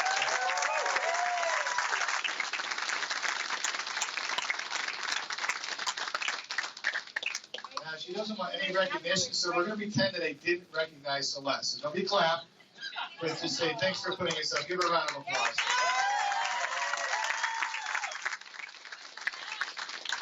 The queen of absentee ballots, I might add. She's out there working all the time. And so, again, we have a great night here tonight. We're still getting some of the numbers in, but it's been a good night for us, bucking a lot of national trends. Just shows if you do a good job, if you're on top of things, if you care about people, you have compassion for the people of this city, one city all together, it means that people will send you back to office time and time again. So, folks, 10 times. Thank you. God bless you. And God bless you. Well, obviously, we just heard Mark Boughton's winning speech. Now the 10-time mayor of Danbury, Connecticut, 130-year record. You heard him end his speech with 10 times. I'd love to just grab your guys' initial thoughts after hearing that speech and the news that Mark Boughton will be mayor of Danbury once again. It is exceptional. Boughton mentioned that we know we've got a lot of work to do, and we're going to work together as a team. And it seems to me that while Sotero didn't succeed in this challenge against Boughton, that maybe he has pushed this community-level cooperative messaging, and we'll see that more out of Boughton in the next 2 years. Yeah, and Boughton himself, we've mentioned it multiple times tonight, he's running, well, we'll hold this thought because we actually have breaking news right now from Rachel Pete, who's in New Haven. Rachel? Know so well, and they have worked tirelessly and have been underpaid, even though they've been paid more than minimum wage. But they've been underpaid. And it looks like it is an acceptance speech right now. We're trying to gather some information here on what's going on in New Haven at the Ellicott camp. The nominee. Yeah. It appears at this time It appears that Ellicott is giving a victory speech that he will be the mayor of New Haven. It's a little difficult for us to hear right now, but again, Justin Ellicott, he has won. He will be the new mayor of New Haven. By quite a large margin. Yes, as you mentioned. What? And it looks like we lost our footage there, but again, Justin Ellicott was giving a victory speech, therefore signaling he won. He will be the mayor of New Haven. We just mentioned it with Boughton. For you guys, what are your initial thoughts on hearing this news? The response has been extraordinary. He won over 6,000 votes over Tony Hart. I mean, we saw this kind of coming. She did lose the primary against him in the Democratic race, but it's still exceptional to see in today's vote. Yeah, and is it a bit... I think an interesting note was Tony Hart, she was the incumbent mayor, to lose by 6,000 votes. It's not something maybe you normally see. Were either of you surprised by that? Definitely not surprised. Definitely from suspending your campaign to us suspending it, it's just a lot. It's just a lot, and especially since the people of New Haven have a concern with their city for the past 6 years. Yeah. I think that Ellicott was running on the idea that Yale and New Haven need a new agreement, that the communities in New Haven need reinvestment from their mayor, and that his populist message that every individual in New Haven is worthy of a single job that pays for their bills. He basically ran a campaign that connected with a lot of people in New Haven, and I think that's why we're seeing such an exceptional voting turnout for him. Yeah. And just to go back to Danbury here, Mark Boughton, one of the things he mentioned in his acceptance speech was he knows, and everybody in his team knows, we have work to do. You mentioned that you felt Chris Sotero kind of brought that out of him, and I was mentioning before we had that acceptance speech, the bipartisan approach that Boughton goes, champions. We've mentioned it many times tonight.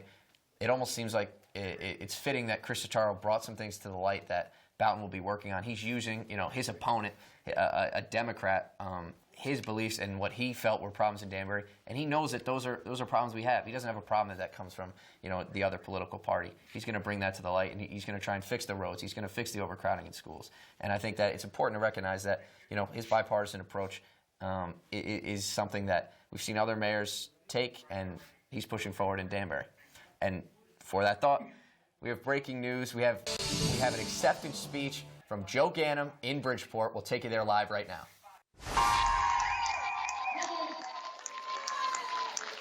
What looks like almost every precinct in the city, in every part of the city, some by 2, 3, and 4 times are close to supply to you, the voters of the city of Bridgeport. Again, I say thank you for the honor to serve. Thank you for the great victory. My family, who obviously are here with me tonight, many of them, many are not, and to our friends, and to all those who continue to believe in what was at one point called an improbable comeback. Some said could never happen. And then to turn around today with overwhelming endorsement by the people of the city of Bridgeport. In some areas they call a landslide victory because of you. Because of your hard work.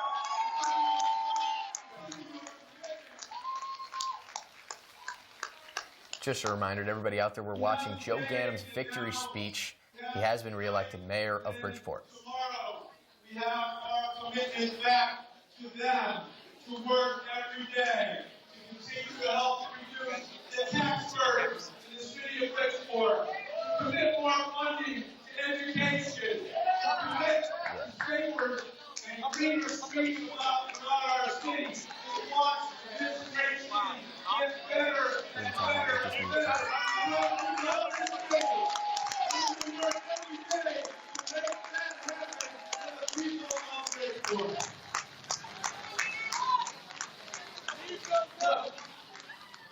Elections have winners and losers.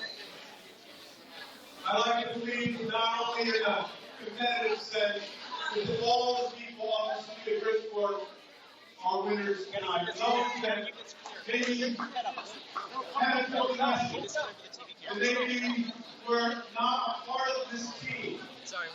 I reach out to them as well. Whether they had 2 supporters, 200 supporters, or 2,000 supporters, they have a message. Which means they care about the city. And they may, in fact, have some people off. We welcome them, their input, their support, to be a part of Bridgeport's success. You agree with me? We are everyone who cares about this city. So with that, All right, and just a reminder to our viewers there, Joe Ganem, we were just tuned in on his acceptance speech as mayor of Bridgeport. He has been reelected. What does this mean for Bridgeport, guys? Joe Ganem back in office. He is the son of Bridgeport. Definitely he has the connection with the people of Bridgeport, the hearts of the people of Bridgeport, and it proves it. He proves it tonight. I think he really did. He proved something, especially with all the controversy around this campaign. That he pulled it out with the votes is exceptional. Obviously, it took us a little bit to get the votes counted in here because they had to count each of the write-in votes for Marilyn Moore. But Ganem's campaign, it ends now, but I think we'll be seeing into the first few months of his next term as mayor the remnants of this SEEC investigation, these investigations into voter malfeasance, and I wonder if it'll put a damper on his first few months in office in this new term.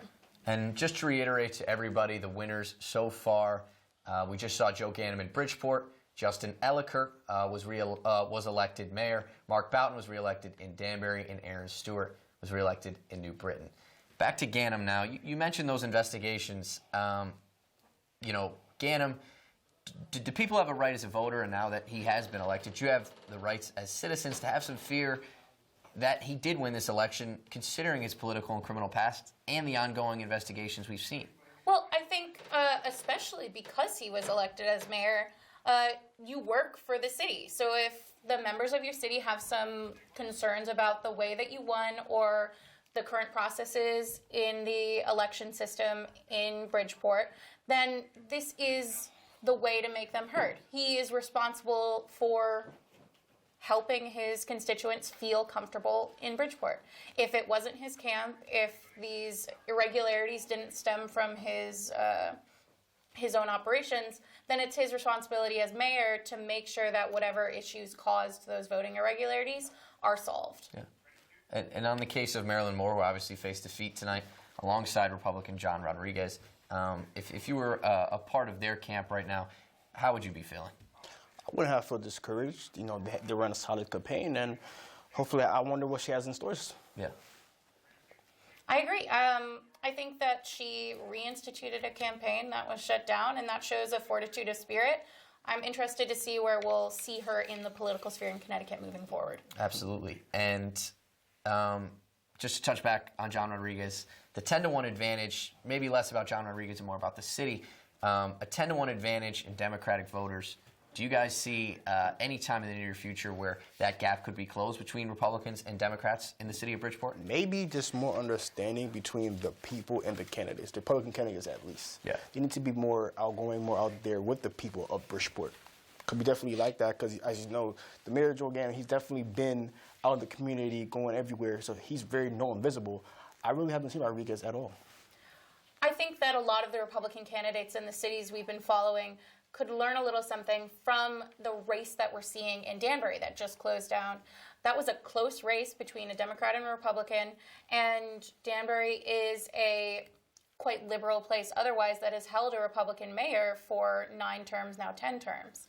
So maybe the more bipartisan approach of Danbury's politics could be reiterated in some other Connecticut cities to see Republican leadership moving forward. Yeah. And to kind of switch gears here to, oh, one sec, guys. We actually have breaking news again. We have Mayor Boughton joining us live now. Mr. Mayor, can you hear us? Yeah, he can hear you. What's it? Gotcha. Go ahead. We are here live with Mayor Mark Boughton. How does it feel with your 10th consecutive term?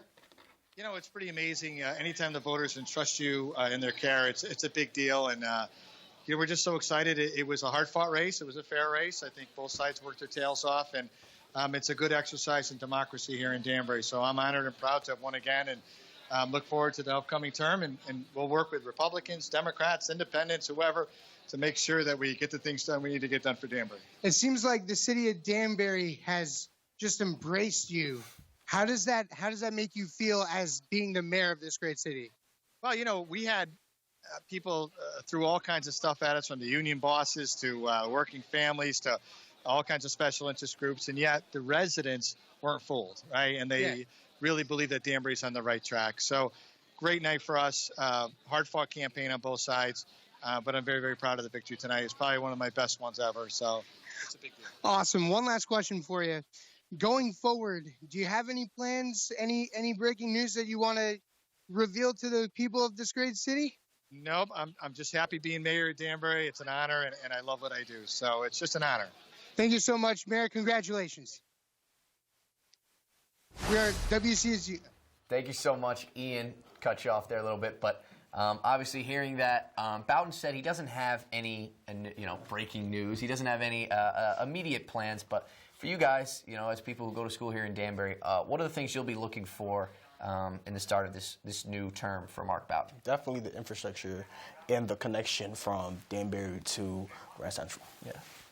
I think that we want to see some fulfillment on these promises. You mentioned the new train line.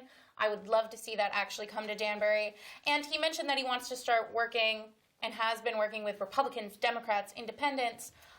I would love to see that cooperation extend to those special interest groups that he kind of shaded in his interview there, and to some of these more niche-focused groups that have ideas for Danbury that are maybe different than the prevailing parties. And on that note, one of the criticisms that Boughton has faced coming into this election was that he's shown an inability to, quote, embrace the city's diversity.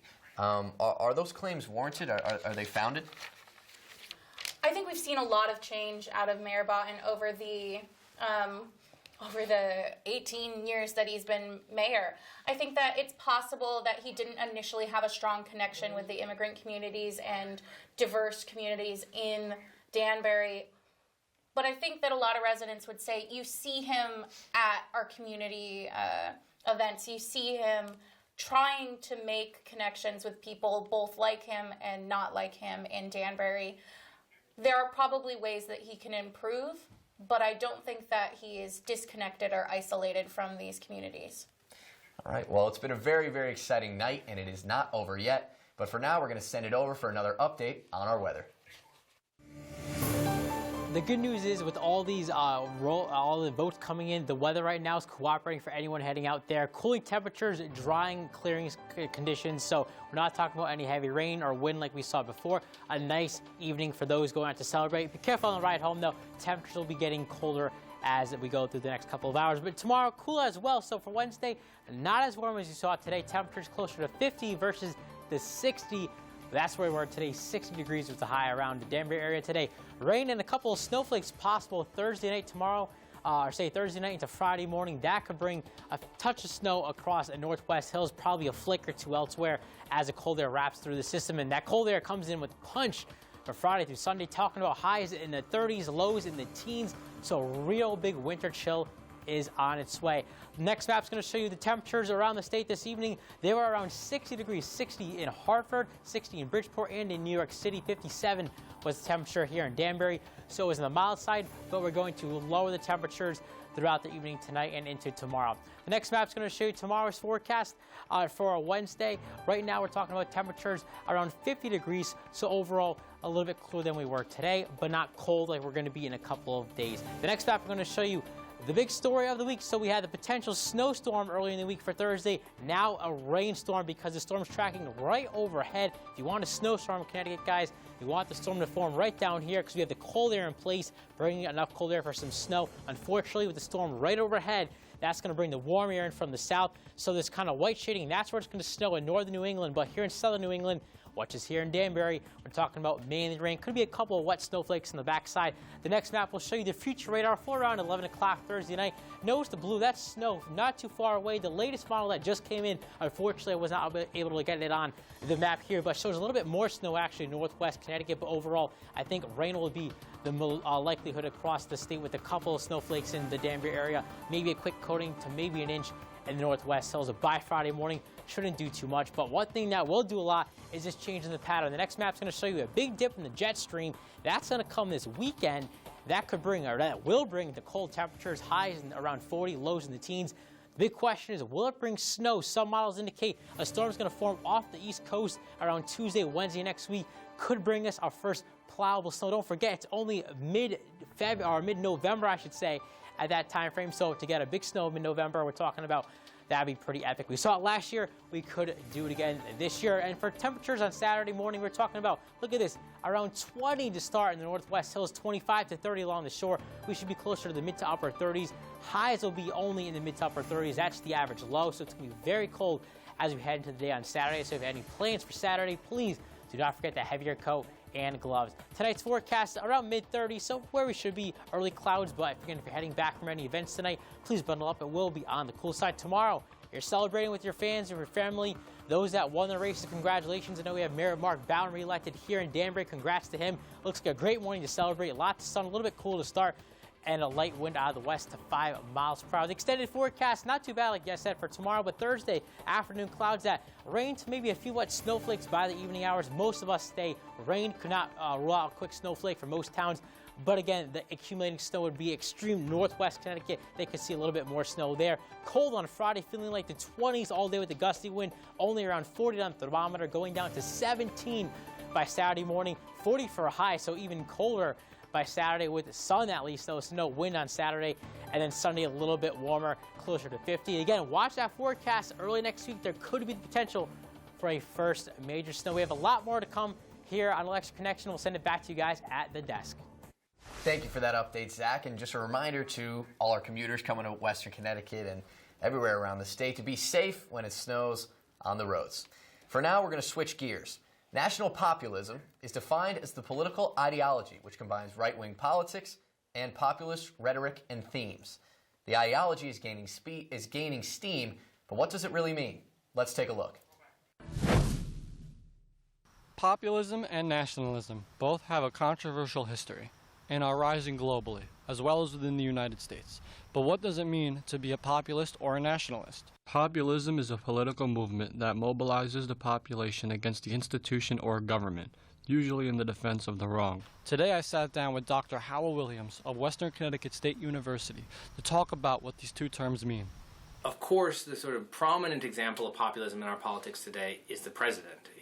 Donald Trump uses a lot of really strong populist rhetoric as a way to drum up support amongst his base. Donald Trump employs a kind of xenophobic or nationalist populism that is about the good, hardworking Americans, but people who today feel like they are being left behind by the political system. These are people who work hard but no longer have a voice. I am your voice. But this idea of being left behind by the political system has also been deployed in the past by left-wing causes. Some of the major figures in labor politics in America and historically have used a populist persuasion to appeal to workers in order to bring about higher wages, better working conditions, etc. And the way we get structural change is we need more power back in the hands of employees. That means make it easier to join a union and give unions more power. Unions built America's middle class. Unions will rebuild America's middle class. Thank you so much, TJ. According to the Merriam-Webster Dictionary, nationalism is defined as loyalty and devotion to a nation, especially a sense of national consciousness. Nationalists try to use national symbols, flags, mythologies, as a way to posit the betterness or the goodness of the people that are from that nation. But oftentimes nationalism is used more narrowly to focus on others that are not desirable for whatever reason. When Mexico sends its people, they're not sending their best. They're not sending you. They're not sending you. They're sending people that have lots of problems, and they're bringing those problems with us. While not inherently good or bad, there's no doubt that populism and nationalism are both on the rise. Time can only tell what this means for politics in the future. For WCSU News, I'm Gordon Mochio. Important stuff there, and I'd love to gain your guys' initial thoughts after watching that news package. Well, national populism is a political ideology which combines right-wing politics and populist rhetoric. So essentially what we're looking at is a type of populism focused on individuals in mass that takes right-wing politics and maybe brings it a little bit further.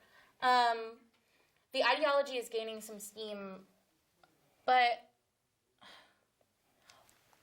I'm not sure how it's impacting this election, or how it's going to impact the next one. Yeah, it's definitely something that I think it's important that we've said it twice now, kind of the definition that it's one of those words that's out there and people don't necessarily know exactly what it means. I think it's something that will be around certainly heading into this next election. How do you guys see it impacting, from the Democratic side or the Republican side? As of right now, I don't see any impact. I don't know about you guys. I think one of the things is that populism has become so prevalent in the national political scene. We're seeing it from Trump, who is our main Republican figure. Right now, we're not getting, aside from a handful of potentials, we're not really getting a Republican challenger yet for Trump. And we've got the Democrats coming up, and you definitely get a wave of some kind of populism from candidates like Bernie Sanders and Elizabeth Warren, who are appealing to a certain type of person who is very union-focused, very labor-focused. So it definitely has changed the mode of our politics, but it feels a little bit like when you start boiling the pot so the frog doesn't jump out. So I think we're a lot more adjusted to it now than we would have been 4 years ago. And to switch gears a little bit here, one of the races that we haven't gotten too many updates on in terms of final results is Hartford. J. Stan McCauley, the Democrat running on the Republican ticket, going up against Luke Bronin. J. Stan McCauley, he's called for comprehensive reform on the systems of public safety, the school system, and, to be honest, pretty much all crucial city functions. Does Hartford, our capital city, need such drastic reforms? It definitely does, but is that going to be enough for him to win the election? I don't think so. Yeah, I think it's interesting. Macaulay definitely has a lot of criticisms of how Hartford is being run right now. And most of them are on this community level approach. I don't think it's likely that we see him win at the end of tonight. It doesn't seem possible for him to defeat this Goliath in Luke Bronin, especially as an incumbent. But this might be another situation where it would be nice to see Bronin taken some of those positions from Macaulay and his support network and apply it to how he changes Hartford in the next 2 years. And in terms of Hartford specifically, it is the capital city, it is the biggest city in Connecticut. Does the mayor of that city sort of have a greater responsibility than other mayors across the state in terms of how that city is run, as kind of maybe leading by example? Definitely has a role model role, being the capital city. Everything is ran in Hartford, so definitely has a major role. Yeah, I think a lot of the times we'll look to major cities' mayors for guidance. Rudy Giuliani, for a long time, was called America's mayor for his response to 9/11. And Luke Bronin, well, luckily, he hasn't had to respond to as great a tragedy.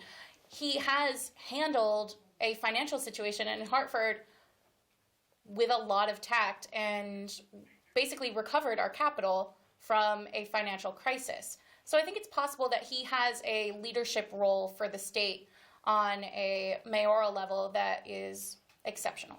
Yeah. Well, again, we're going to switch gears here. We have Rachel Pete once again, who is standing by in New Haven. Hi guys, we are still here at Elliker's watching party here at Next Door in downtown New Haven, and we actually have an interview set up here with one of the members of the campaign party that has been volunteering, helping gain support for Elliker's campaign. And this is Ray Jackson here. Thank you for being here tonight and helping us celebrate. Well, hey, I'm going to do my best. I'm about to fall asleep. This has been like a 14-hour day. And I'll tell you, I don't know how I feel right now. But, I tell you, it really pays off, at the end of the day to have this win. Because when, we win, New Haven wins.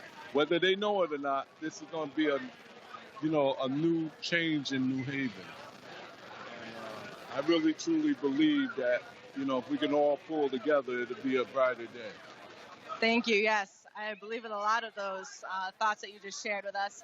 And how long have you been a New Haven resident here, and what attracted you to spread awareness and gain support for Elliker and go out into the community and let people know about Elliker? As you mentioned, not many people really were aware of Elliker back in 2013 when he ran up against Hart back then, but now he's really gained a lot of momentum. What attracted you to gain support for Elliker in this campaign?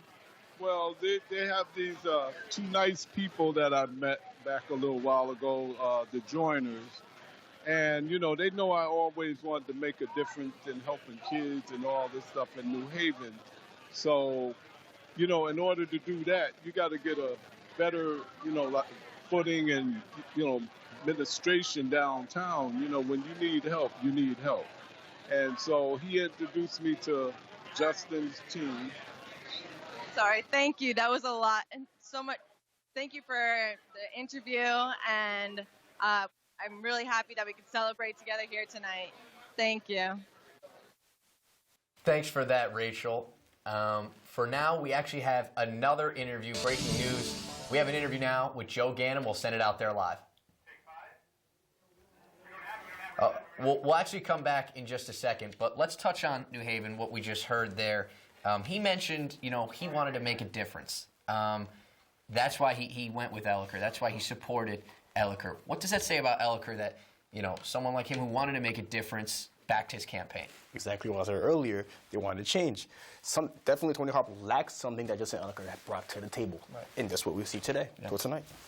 I think we're seeing a lot of people spurred to volunteer work, spurred to community engagement because they want to see differences in their city, especially in New Haven. Yeah. And I guess on a larger scale, do you feel that voters when they go to the booth, they kind of have that mentality of, I want to make a difference, and I'm going to do that right now by voting for mayor and other treasurer and other positions throughout the city. Do you think that the voter mentality is going into the booth thinking they're going to make a difference? Of course. It's their city. They live in it. Yeah. So whatever their vote counts. How you want to live in this city depends on your vote. So yes, it's a major key. Well, we're seeing lowish voter turnout for Connecticut's municipal elections. I think we are seeing a big growth in these volunteer people, these people who are engaging civically. And I'm interested to see the way they'll translate how they've worked on these mayoral campaigns and local campaigns to the big 2020 election next year. Yeah.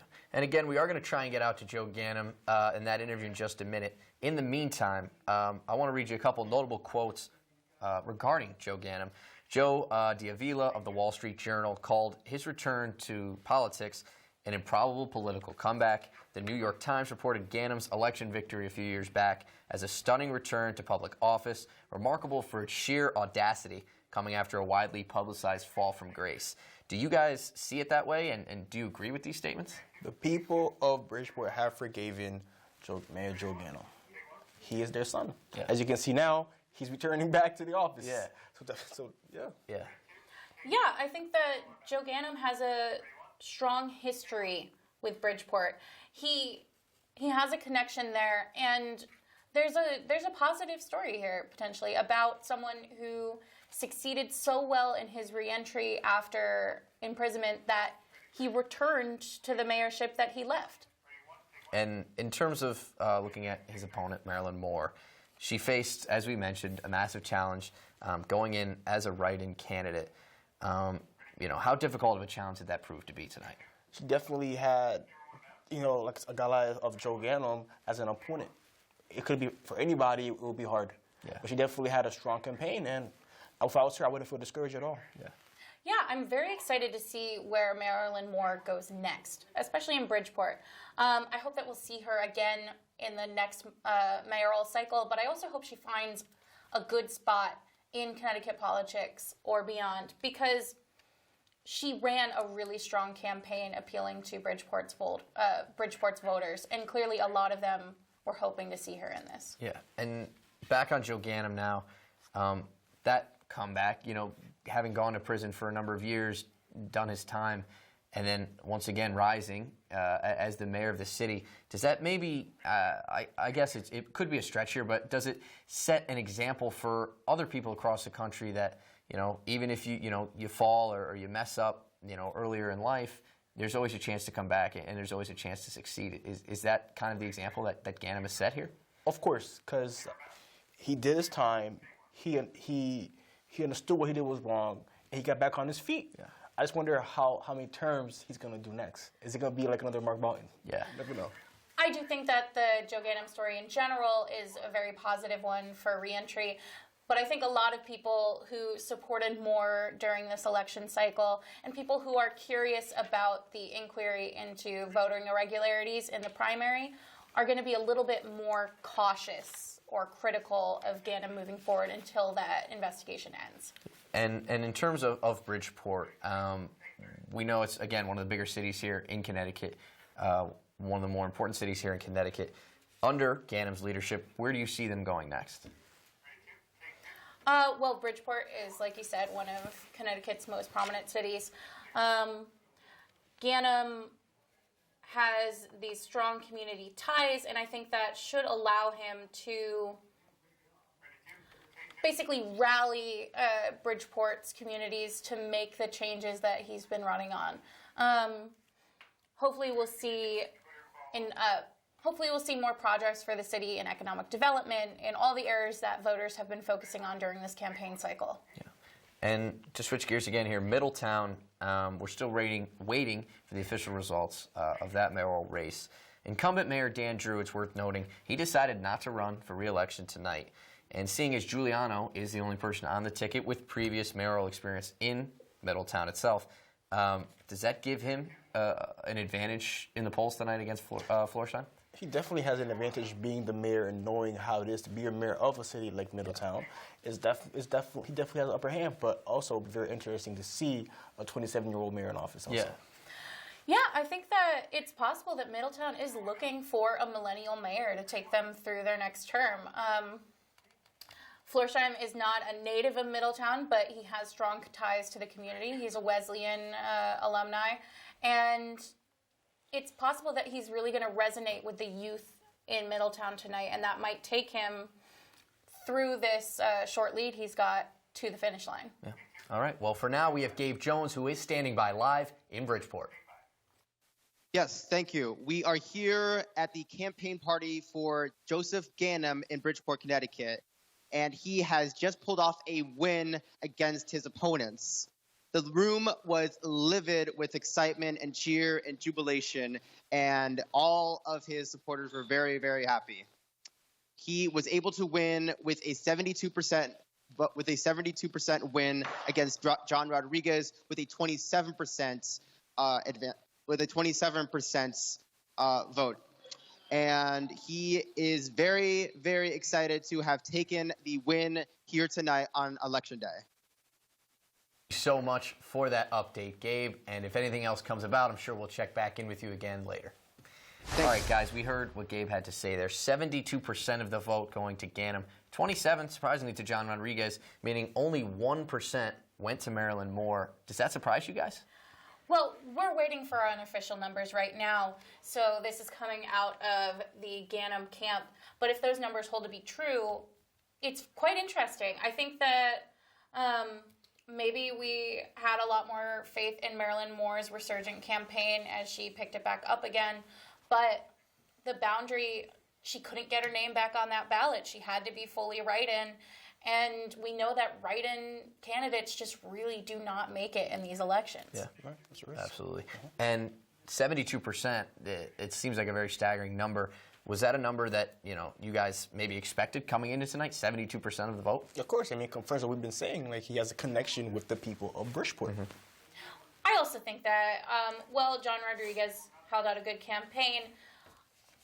It's just not likely that a Republican was going to take Bridgeport tonight. So with the write-in handicap for Marilyn Moore, I think it stands to reason that Joe Ganim would clean up in the votes tonight. And on the note of John Rodriguez, we noticed personally doing our research for this show that he had a bit of a lack of an online presence in his campaign. It was very difficult to find his campaign website. Do you think that played a factor tonight? Of course. I believe that he was not known to the community. That's the biggest problem. Yeah, it's possible that he was known to his direct supporters in the Republican committee and throughout city government, but when you're running for mayor, you really have to connect with your general constituency, especially the people who aren't following the race so closely as to know the names of every single person who's running. You really have to get to them, and one of the ways that we're getting to voters right now is through a professional social media presence. All right. Well, I just want to remind everybody here that this is Election Connection. We're broadcasting live on WCXI 91.7 FM in Danbury, CT. You can also catch us on Comcast 97 and WCSU.edu/live.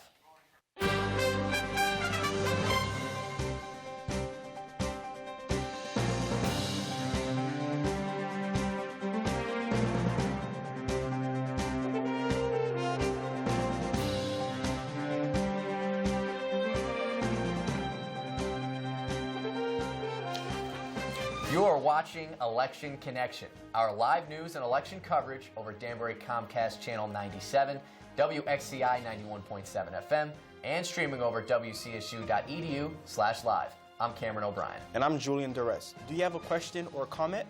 You can call now at Election Connection 203-837-9182 and tweet us at ElectionCT. The polls have been closed for a couple of hours now. Let's take a look at the big board with Audrey Nielsen and the local races here in Connecticut. Actually, let's hold off on that because Audrey Nielsen is actually right here at the desk with us. Yes. But we can do an overview on these races. Take it away. Yeah, so let's run through some of these numbers. In Danbury, incumbent Mayor Mark Boughton, the Republican candidate, secured his historic 10th term with a over 1,000-point lead so far on Democratic challenger Chris Sotero. In Hartford, we don't have our current numbers up yet, but we will update you when we do. Middletown, we're looking at Ben Florsheim with a 700-point lead, almost 700-point lead over Sebastian Giuliano, who previously served as the mayor of Middletown. And we'll update you as those numbers update. In New Haven, we have that exceptional lead with Democrat Justin Elicker at 10,568 votes against Tony Hart with the Working Family Party and the incumbent mayor of New Haven at only 4,636 votes. We don't yet have our numbers from Bridgeport. We will update you throughout the broadcast tonight as we do. Well, I wanted to go and touch back, as you just mentioned, Mark Boughton. He's got his record 10th term. There's many people out there who are staunchly against a, quote, mayor for life. Do you see a problem in someone spending as much time as Boughton has in one political position?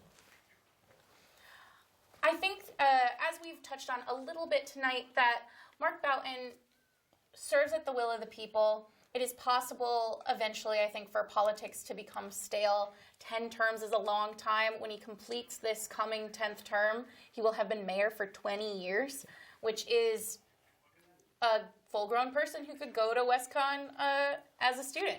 And it's possible that the decision-making timeline expands.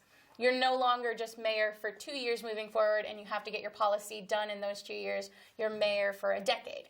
But I think we've seen from Boughton a promise that he has kept his timeline quick, that he will address projects, that he will complete them. And I'm excited to see what that'll look like for the town of Danbury. Yeah, right. And we talked about Boughton's body of work, obviously, because he has been mayor for 18 years now. Was one of Sotaro's biggest obstacles tonight being, the argument of why change? Things are going very well in Danbury. They're one of the highest rated in many metrics in the state in terms of comparing them to other cities. Many magazines and things like that have said Danbury is one of the best places to live in this country. Was that one of the obstacles for Sotaro tonight, the argument of why change? I think that's definitely the talking point that the Boughton camp was putting out in the last few weeks of this election. And certainly there must be voters who feel that way. What it might also be is just a factor of messaging. While this campaign was out there and in the public sphere in Danbury constantly, I know we all have seen signs posted all around town, there's a little bit of a difference in social media reach and in other ways to connect with the community. Mayor Boughton has established himself, I think he was once referred to as the Twitter mayor. He connects with students, with other members of the community on the regular, and I think that it was probably very difficult for Chris Sotaro to match that level of access to the voter pool. Yeah, absolutely. And to kind of switch gears to Middletown now, you mentioned Ben Florsheim has an over 1,000-point lead at this time. We talked about it earlier, but for some of our viewers that may not have been here a couple of hours ago, he's made headlines with his age, just 27 years old. You mentioned that this is very much the millennial kind of era, the millennials having faith in someone like this. Do you think this is a direct reflection? His 1,000-point lead at this time. Is this a direct reflection of him? Sort of reaching the millennial crowd. And sorry, I hate to hold you off here, but we have breaking news. Joe Ganem standing by live. All right.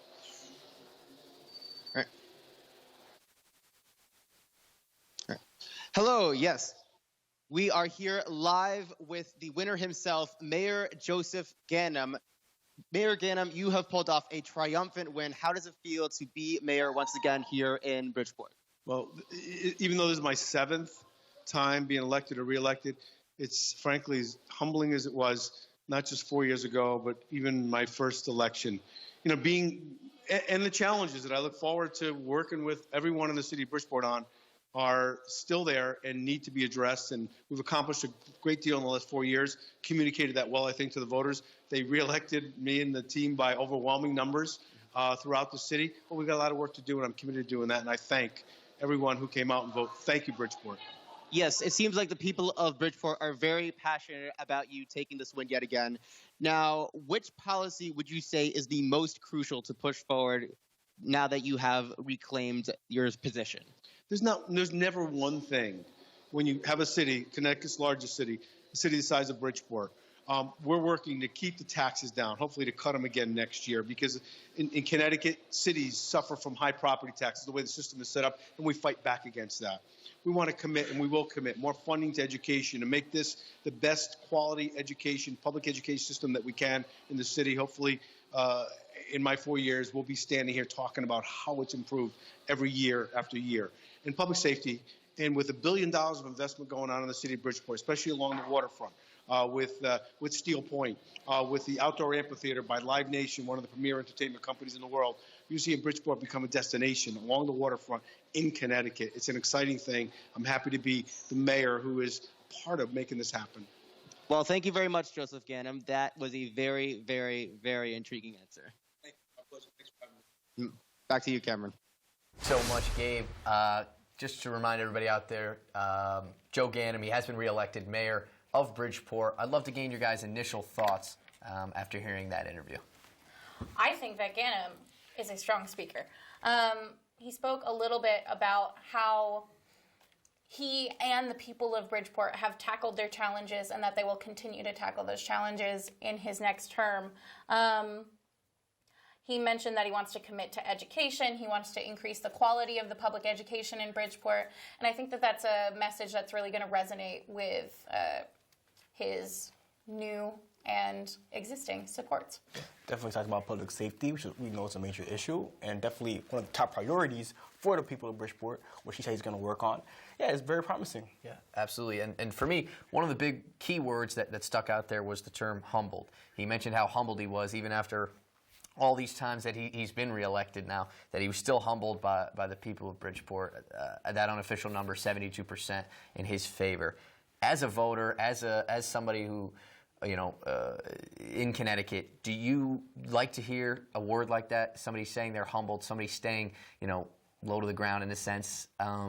As a member of that city, would you feel, are those the words you want to hear? Of course, as a voter and as a citizen, I would of course love this. Definitely, I would feel related to Joe Ganim in those type of words. Yeah.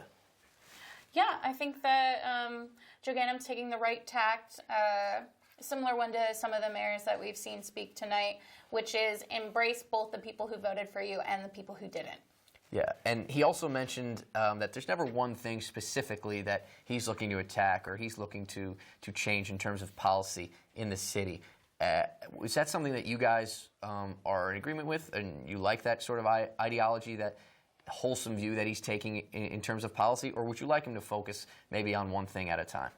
There's always a place for improvement in any sector, any subject. Definitely, where there's change, there needs to be change. Where there's needs to be status quo, status quo. Yeah. Yeah, I think that Ganim has a smart approach to answering that question, because if you narrow down one specific policy, especially as an incumbent and returning mayor, you're inevitably going to be disappointing some of your voters. So when you're returning as mayor, I think you need to have a wider set of issues that you're looking at. And another thing that he mentioned was high property tax here in Connecticut, that he feels that that's a major issue that he has to fight and that everyone in Connecticut has to kind of combat. How big of an issue is high property tax in this state? It's an exceptional issue. It's hard for mayors to attack that as an issue other than to bring it up and to forward the conversation.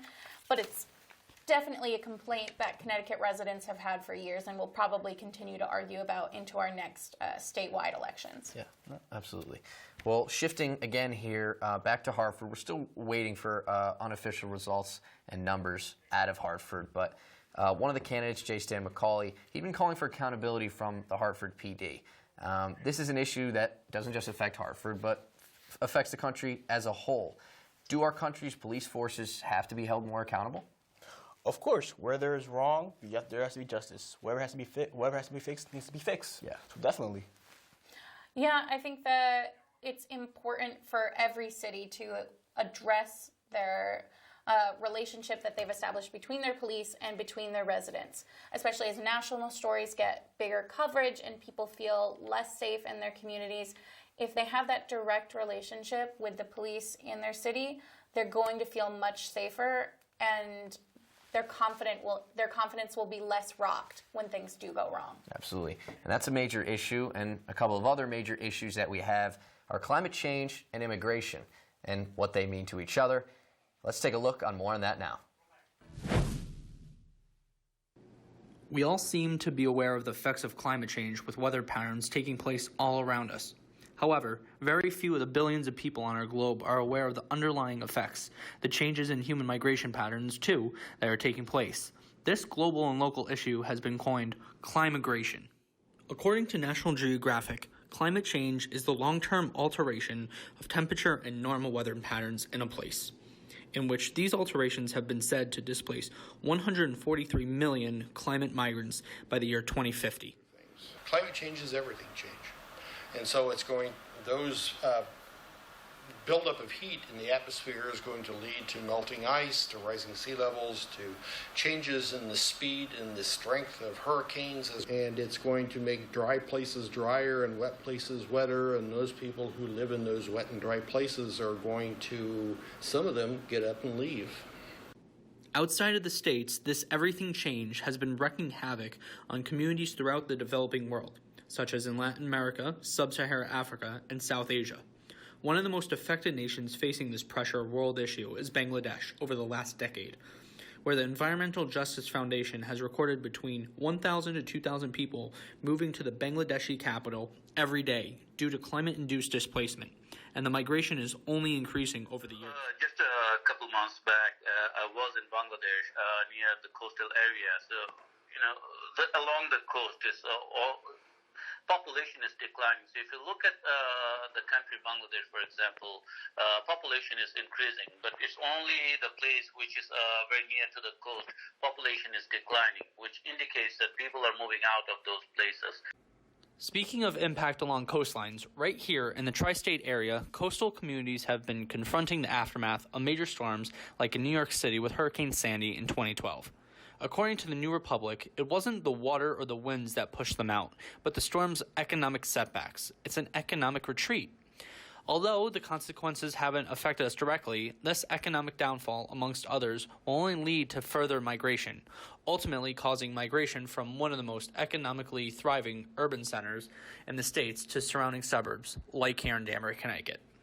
First thing you can do is vote for people who accept science. The other thing is self-educate. I'm a professor, I'm an educator. I spend much of my waking hours trying to figure out how to explain this stuff to students because it's your world. You have the most to use. This has been Andrew Coker with WCSU Election Connection. Important stuff there, and the question I want to pose to you guys is on that theme. Why is climigration such an important issue in today's world? It's exceptionally important because as we face climate change in the long term, as we see the way it starts to impact different countries, different populations, we're going to see more immigration as the result of climate change making people's original homes unlivable, of changing the political situation around limited resources, force them out of their homes and into new ones. It's going to become more of a problem as climate change becomes more of a problem. Yeah, it's going to be a domino effect, because not only it's going to have a lot of migration problems, but also an economic problem. Yeah. So definitely it's going to be like a domino effect. One hits the other. And is there a responsibility from, I guess, local governments, but more federal governments to help out, people who are forced to move due to the effects of climate change? Yeah, I think that many voters are split on this issue, but if you are of the camp that believes in climate change as a huge moral imperative for America to address, then you're probably also of the camp that the U.S. and other countries have a responsibility to open up resources to people who have been pushed out of their home, especially if you take into consideration how much each individual country has contributed to the degradation of the ozone layer and other aspects that might have exacerbated climate change or might continue to exacerbate it. Yeah. And does, obviously, climate change is a bit of a divisive issue in our local, not local, but our grand political climate, for lack of a better word. Is that having an effect, people on both sides of the coin in terms of climate change? Is that having an effect on, issues like this being taken seriously? Anything that has an effect on our planet is going to have an effect on us and our well-being. Yeah. So it's one of the most important issues that we should all take seriously. Yeah, the organization Reimagining Migration says that climate change is something called a threat multiplier. So refugees who are impacted by economic stress, by political instability, by war, by all of these other issues, that stress is multiplied tenfold by the impacts of climate change. So I think we're going to see moving forward a lot more refugees who could be described as climate migrants or environmental refugees. And it'll be up to individual countries to start making definitions and policies that address these new communities. Yeah. And I just want to give all our viewers out there a quick overview of some of the races that we've been keeping an eye on tonight. Joe Ganim has been reelected as mayor of Bridgeport.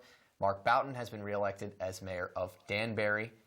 Two of the bigger ones that we are paying attention to tonight, as well as in New Haven, Justin Elliker has taken that race as well. He will be the next mayor of New Haven. Just a reminder that you're watching Election Connection. It's Western Connecticut State University's live news and election coverage. We're broadcasting over Danbury Comcast Channel 97, WXCI 91.7 FM, Danbury, Connecticut, and streaming over wcsu.edu/live. Stay tuned. Your sneeze produces 5,000 bacteria-filled droplets, and they can travel 10 feet. So sneeze into your sleeve, and you'll reduce the spread of infection. Get the facts. It's good for you, Connecticut. It's good for all of us.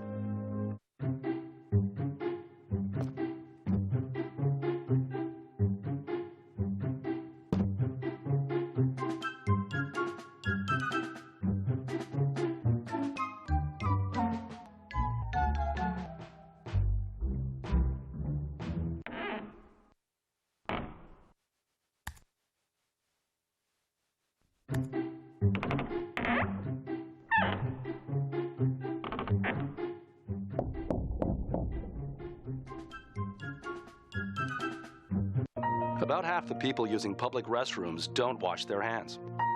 But it's the most effective way to prevent infection. It's simple. Just wash your hands. Get the facts. It's good for you, Connecticut. It's good for all of us. Welcome back. We have a question from WCSU alumni Jason Ferenzi. He says, are the policies of this year's candidates and winners centered in national issues, or are they more concerned with issues pertaining to their districts? What do you guys think? Well, for me, I think it's a little bit of both. We look at a specific example. Joe Ganim was talking about property tax in Connecticut and how high it is and how we have to fight that. Obviously, that's a major issue in Connecticut, but in other states, it's not necessarily a major issue. But at the same time, I think, it's important to remember, maybe a bit of a cliche, but it's the United States of America. A lot of us have similar problems in Danbury, Connecticut, to a city in California or Alaska or Texas. So I think the mayors are focusing a lot on, national issues, but also at the same time, there's certainly issues that we have here locally that they're taking care of as well. Yeah, just to add on to what Cam said, it's a local issue because one city could have a different problem than the other city, like Danbury or Bridgeport, different problems. So yeah, definitely it's a local issue. Yeah, and in Danbury, we saw obviously this huge burst of students coming into our education system. I think we had 700 new students when we expected much fewer.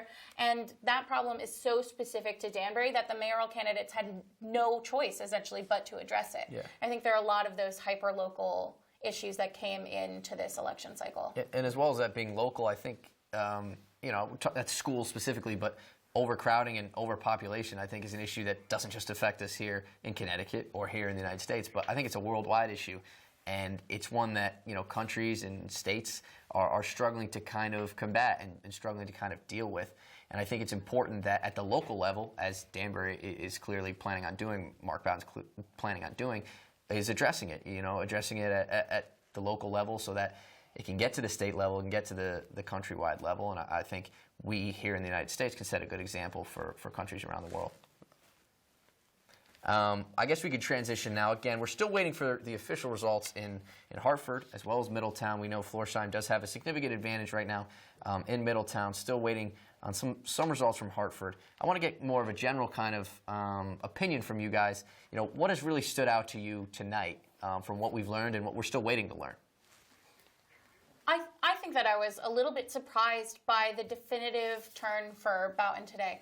I don't think that I didn't expect him to win. I think we've seen that every election cycle, Boughton has this strong community relationship with our city, but I was expecting Sotero to give him even more of a run for his money, though I think this might be one of the closest races Boughton has fought since his original run against Sotero the first time he ran for mayor. For both Danbury and Bridgeport, I wasn't surprised of the outcome due to the fact that these both mayors, they're both connected to their community. You know, they're out there. Yeah. They're interacting with the members of their community, which I think played a big role in the re-election. Well, on that note, we have Mark Dowling, who is standing by in Danbury at Chris Sotero's camp with an update. So a closely fought contention and a race ended up with 85-98 Mark Boughton and 73-72 Chris Sotero. We just finished hearing his speech, and he addressed a lot of the issues that he think was plaguing the campaign, namely just nothing in particular other than the preparation. They put in a lot of work heading into this. They really think they revived what they believe to be a diminishing Democratic Party in Danbury, and they're very positive moving forward that they're going to make the changes necessary to avoid this if he decides to run for re-election next term, which he also mentioned as a possibility. And we talked to one of his chairs trying to get an interview with him. Currently, he's very busy, so we were not able to do that today. But we got a statement from him in regards to just the general election. And he says that he fought a very hard-fought campaign. He really put in his all, and that Boughton just had the staying power this year, and there's not much he can do about that. So the energy in the room was a little bit down, but otherwise people are very positive moving forward that the changes that are necessary will be made, and that they will head forward with a new game plan to hopefully take the next election, or when he decides to go for re-election. Mark, a couple of questions for you. You mentioned that the mood was not necessarily in high spirits for obvious reasons at his camp, but could you give us a little bit of insight on the tone of that concession speech that he gave? It was very solemn in nature. He got up. He seemed to be downcast a bit, not really wanting to address the audience. I think it hurt him pretty deeply, this situation as a whole, because when the numbers had originally came in, there was just 40 votes that Boughton had won by in the 7th District. And the 7th District mainly leaned Republican, as is, so they believed that they'd be able to take it back with the remaining districts if that number was any indication. So I think the shock of just the results setting in stuck with him for a bit, but as he went around the room and addressed some of his supporters and some of the chair members around him, I think his spirits started to raise a little bit more. He's looking forward to the future, as he stated in the speech. It's not going to serve him well to just focus on the negative at the moment, so... And on that note, one more question for you here. You mentioned that he hasn't ruled out running again down the line, but did he hint at any immediate plans that he has for the future? He suggested that he was going to be working for a re-election campaign, but there aren't any concrete plans at the moment set in place. So for right now, they're just going to continue working on building up the Democratic Party, which once again has seen better days.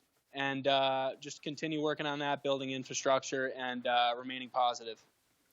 All right. Well, thank you so much for that update, Mark. Truly appreciate it. All right, guys. So we heard what Mark had to say there. Put yourself, I guess, in Chris Sotero's shoes. You know, if you were a part of his camp or him himself, you know, what would be your next step at this time? Just focus on my faults. Where did I go wrong, and how I could go for the future. Yeah. I think Chris Sotero did such a great showing for the city this year. Obviously, it wasn't a huge margin that he lost by. I think that he should be looking at ways that he can take up community leadership throughout the next year and use it as a transition. You don't have to be an elected official to make a difference in Danbury, and I would be interested to see what he does next through that. And Mark mentioned rebuilding the Democratic Party in Danbury. can you guys shed any light maybe on any specific steps that would need to be taken in that sense? Just being more involved in your community, going out there, talking to the people of Danbury. Yeah. You know, getting involved in churches, after-school programs, just being more involved. And that's something we've seen from both candidates in this campaign. They were very active. They were going door to door. And I think as community members, that's something that you want to see. You know, Right. people running for public office, taking the time to come to your doorstep and kind of plead their case. Definitely not only during election either. Just Yeah. on a day-to-day basis. Yeah, absolutely. And I think from what I've seen, Mark Boughton has such a strong presence, in the media world, specifically the social media world. He's very active on Instagram, on Twitter, on Facebook, and things like that. And I think that could have been another factor. I'd like to get your guys' opinion if you think that maybe Sotaro's not being quite on the level of Boughton in social media and getting his name out there played a factor in him not winning The tonight. social media group and the home group is two different groups. Like when you're on social media, you are attracting a whole different population, a whole different group. Yeah. So he's more outgoing. He's out there. So definitely played a role on this election. Yeah, I think that Boughton has a exceptional social media presence. He has a relationship with people online. It's not always friendly, but it's always accessible. I think there are very few mayors in Connecticut that you can tweet at about whether your high school is going to be closed in the morning because you just got a snow day and you really, really, really don't want to have to take your test tomorrow, and you're actually going to get a response from him, maybe even within a couple minutes. Yeah. He's very online, and it'll be interesting to see if that's a new standard for mayors across Connecticut. Absolutely. But on that note again, with Boughton, going into these next 2 years, we may have touched on it a bit before, but how crucial is it for him to come through on previous promises, specifically being, the main one he's kind of been running on here, which is connecting that Danbury train line to where you could take a direct shot from there to Grand Central through the connections through Brewster and Southeast train lines? It's definitely important, but I'd like to see him work on the issues that Chris Otero brought up. Yeah. So that's going to help him in the future. Mm-hmm. Yeah, I think that the train plan obviously is a huge one for the city. It's not something that the mayor has direct control over if it's possible, but I would really love to see him sharing the results of that survey, moving forward the conversation in the public. But I do want to see him start announcing his plans for addressing the population at our schools, making sure those kids have classrooms that they can work in that aren't too overcrowded, and address also the downtown plans that Sotero pitched and see if there's a version of that he can bring to fruition for the city. And it looked like in terms of the voting numbers, there's around the 15,000 to 16,000 voters who came out in Danbury. What are your guys' thoughts on that number of voters coming out and voting in the elections today? We definitely need a higher turnout. Mm-hmm. The local races definitely affect us more than the national races. But yeah. Audrey, do you have anything to say on that? The fact that it was about 15,000 to 17,000 in that range in terms of voters that came out in Danbury today? I think that in Danbury we have a very dedicated voter bloc. I do think Danbury misses out on a lot of residential students and people who make their homes in Danbury through Western Connecticut State University. And I'll be interested to see how they're going to get more students to register to vote in Danbury as their hometown while they stay here in our residence halls. Because I think that's an underestimated, small but significant voting bloc. Switching gears a bit here, looking at Hartford, we're still waiting for results from Hartford. Luke Bronin, he's the incumbent mayor. Many felt he has the advantage coming into tonight. We talked about this earlier, but for some viewers that might not have been watching at the time, he worked with former Governor Daniel Malloy. He has a strong history of political experience. Do you think that could play the advantage tonight for him? Of course, definitely has an advantage of working with the Governor Daniel Malloy and also being the incumbent mayor, something that his opponent does not have. Yeah, I hate to cut you off there, but we actually have breaking news out of New Haven. Justin Elliker standing by. Hi guys, we are still here at Next Door Restaurant in downtown Danbury, and we have the new mayor here of New Haven, Justin Elliker. And first off, congratulations. If you can make a brief statement about what's happened tonight and how you're feeling, and also just as a student here in Connecticut, what you think might be important in education development and what to take next steps, especially with Yale being such a big community here in New Haven. What might be something to focus on in concerns into education? Awesome. So I've been running for mayor for quite a long time now. It's been over 10 months since my team and I have been reaching out to New Haven residents all around the city. And I actually ran for mayor in 2013 as well and didn't win. So tonight is a very exciting night, as you can imagine, that all that energy that we've all put into this, and you never know until election night whether things are going to go well or not. And I think it sends a strong statement, the 70% support we got throughout the city, that people are excited for a new direction for New Haven. Education in New Haven is so important. And we have a Board of Education that has struggled recently with the superintendent that just left. And so with our public education system, from pre-K through grade 12, we really have to make sure that we're focusing on a number of things. First of all, making sure that we support the new superintendent to focus on the kids, support our guidance counselors. We have some budget problems, and we need to make sure that we don't balance those budget problems off the backs of teachers and guidance counselors and librarians. I think that we over-test a lot in our schools. Testing's important, but testing shouldn't be the only thing, and we need to give teachers some space to make sure that they can practice their art, what they actually know how to do in the classroom, and not be so focused on testing. And also, I think we need to make sure that New Haven kids that are going through school, if they want to, know that they are able to get into a college. And there's so many high-quality universities in this state. I actually taught a class at Southern Connecticut State University, that we need to make sure that New Haven kids can get into and are prepared for university. Definitely. Thank you so much, Justin, and I appreciate your time and efforts, and it's been a really exciting night here. There was a lot of energy before. Now it's really died down, and I hope you can rest soon and really enjoy your victory. Thank you. Thanks. All right.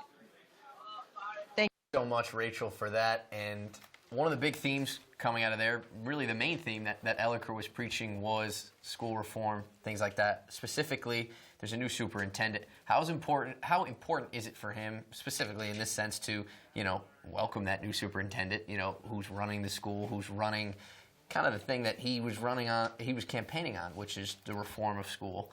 How important is it that across Connecticut, mayors and superintendents and people in local offices work together, but in this case specifically, that he works with the superintendent? I think that him working with the superintendent is exceptionally important. And I like what he said about making sure as a community that New Haven kids are prepped for college, prepped for higher ed. Because I think a lot of the times in these large, especially wealthy college cities, you can have a big disparity between the number of more socially and economically mobile college students who live in your city at Ivy League like Yale, and students who don't have those opportunities, who may be disadvantaged through their early schooling process. And I think it's exceptional that a mayor and a superintendent and other people at the city level are focusing in on making sure that their students are ready for college and are making that transition to higher ed. Yeah, absolutely. And one of the things you mentioned, which resonates with people like us, students right now, is over-testing. He wants to cut down testing in the city, something that I'm sure we all like to hear, and I'm sure the students there like to hear. How important is it that teachers are able to focus more on maybe learning and concepts rather than trying to get students to memorize things in the testing format? Definitely, because once again, the students and the children, they are the future of the city, and they should be prepped for the real world. Mm-hmm. I'm not saying the test's not going to help with that, but the teachers can definitely play a role in bringing these kids to the real world. All right. Well, on that note, we have Zena Kajamarka, who is standing by in Middletown with Ben Florsheim. Zena? Hi, Cameron. I'm here in Middletown, Connecticut with the new mayor of Middletown, Ben Florsheim. First off, I want to congratulate you in winning tonight's race. Thank you very much. How do you feel, with all the results and everything that you've been doing for the campaign lately? Well, I mean, I feel incredibly grateful. I mean, I'm still sort of processing it. I've been having conversations nonstop ever since we learned the results. But I'm feeling really grateful that the people of this community that I chose to make my home have placed their confidence in me and in this incredible team of folks on the City Council, on the Board of Education, and on other elected boards, planning and zoning, our city treasurer. It's humbling and it's gratifying to be faced with this result, and I'm looking forward to sort of what comes next, to the work that lies ahead. Absolutely. Nice to hear. First question, what do you consider to be the number one issue affecting this? You know, it's hard to boil it down to one issue, but if I were to have to, it would be our cost of living crisis. You know, the fact that Middletown is becoming, just like the rest of Connecticut, a more and more difficult place for people to start families, for people to retire, for people to find opportunity. And I think that that's just something that we need to confront head on. And I think that for a long time in this state, we've seen the solutions right in front of us. We have to stop acting like we can do everything differently from every other state in the country, from every other community in the country, and get a different result. And that expands to every other issue that is under the sun, right? It's about how we fund our education system. It's about how we build regional partnerships, work together as communities rather than against each other when it comes to economic development and things like that.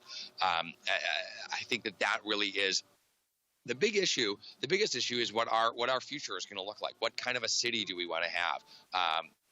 Not just 4 years from now when this mayoral term is up, but 40 years from now when the next generation of people are coming into elected office. That's the big question that we have to answer for ourselves, and making sure that we are an affordable community for people to live in, to stay in, to retire in is at the top of the list of things that we need to do. Absolutely.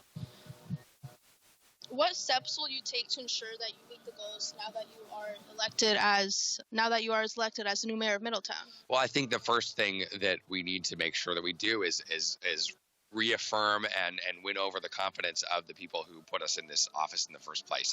The first thing that I'm going to be doing is working with our city directors and all of our city employees to make sure that we are doing everything that we can on the city government side to deliver services as efficiently, as cost effectively, and at as high a level of quality as we can. And then the other thing is that what I've committed to throughout this campaign is that I'm going to be a mayor who listens, just as I've tried to be a candidate who listens. So we're going to be holding weekly events all across the city, making sure that there's an opportunity for the public to hear from us what's going on and for us to hear from them what they would like to see us doing. So we need to put that into practice starting on day one, and we're excited for the opportunity to really bring the community into city government, because I think that once we do that, there's just going to be no limit to what we can accomplish as a community together. Absolutely. Well, thank you very much for speaking on these questions that we had for you. Well, once again, congratulations on tonight's win. I'm sure it's very exciting for you, and I'm excited to see what happens next. So thank you very much for coming down, and thank you for all that you're doing. I'm excited to work with you in the future. So back to you guys at WCSU News Election Connection. Thank you so much, Zena. And we heard some very interesting things there from the next mayor of Middletown, Ben Florsheim. One of the things he mentioned there was cost of living, how big of an issue that is for him and for his city moving forward.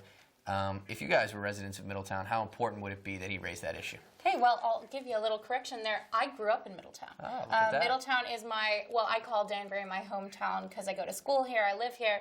I grew up in Middletown with my dad, and I think it's really exciting to see some young leadership there. The cost of living, like in the rest of Connecticut, is really high.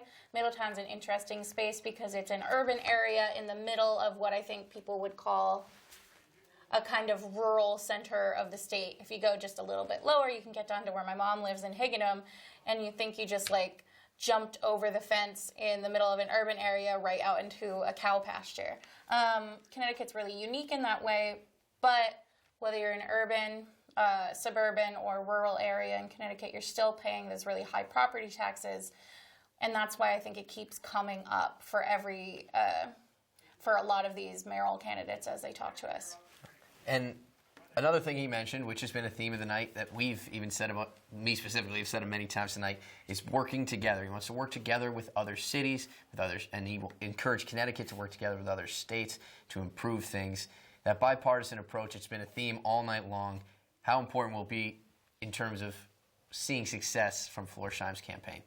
To me, very important, because the more hands we have in the pot, the better for all of us. I like that comparison. I think the more people who are working to improve their city, the more that city is going to improve. So, like we said before, it'll be interesting to see how some of these losers of the races take that on the chin and contribute to their cities in the following 2 years. And that's really what I think, as citizens want to see is, sure, they are defined as losers in the race, but, they don't necessarily have to take that approach or have that mentality. And I think it's encouraging when, the people who have won the races bring in opponents and things like that. We saw it specifically back in the 2008 presidential election, where Obama made Hillary Clinton a key part of his cabinet. And I think at the local level, it's important when, you could say bipartisan approach, but do you mean it, And I think bringing in, as a Republican, bringing in Democrats, and as a Democrat, bringing in Republicans to your cabinets, I think it's very important, and I think it helps kind of gain the whole perspective of the city and the political climate. I don't know if you agree with that. I agree completely, because at the end of the day, we're all fighting for the better cause of our city. Yeah. So the more we are aligned with each other, the better it is for the city. Yeah. Yeah, I agree. I think if anything voters can take from this is that it doesn't have to disrupt your city unity to have these debates, to have your winners and losers in the mayoral and local elections, that a lot of these people who ran for city councilor and didn't get in, that a lot of these people who ran for mayor and didn't get in, have opportunities to give back to their city moving forward. And just to shift gears again here to the Hartford race, it's the one we're kind of waiting on results from right now. We asked this very early at the top of the broadcast, but I'll bring it up again for those who may not have been watching at that time. One of the more interesting storylines is J. Stan McCauley. He's running on the Republican ticket as a registered Democrat. For you guys, how unprecedented is that? Well, it's not that it's unprecedented. He's run previously on the Republican committee line, and I think this just shows, like in Danbury, you have some cities in Connecticut where people want specific changes, and it has less to do with party lines and more to do with what their specific priorities are on the community level. I just want to say now that Sean from Brookfield is watching us tonight. All right.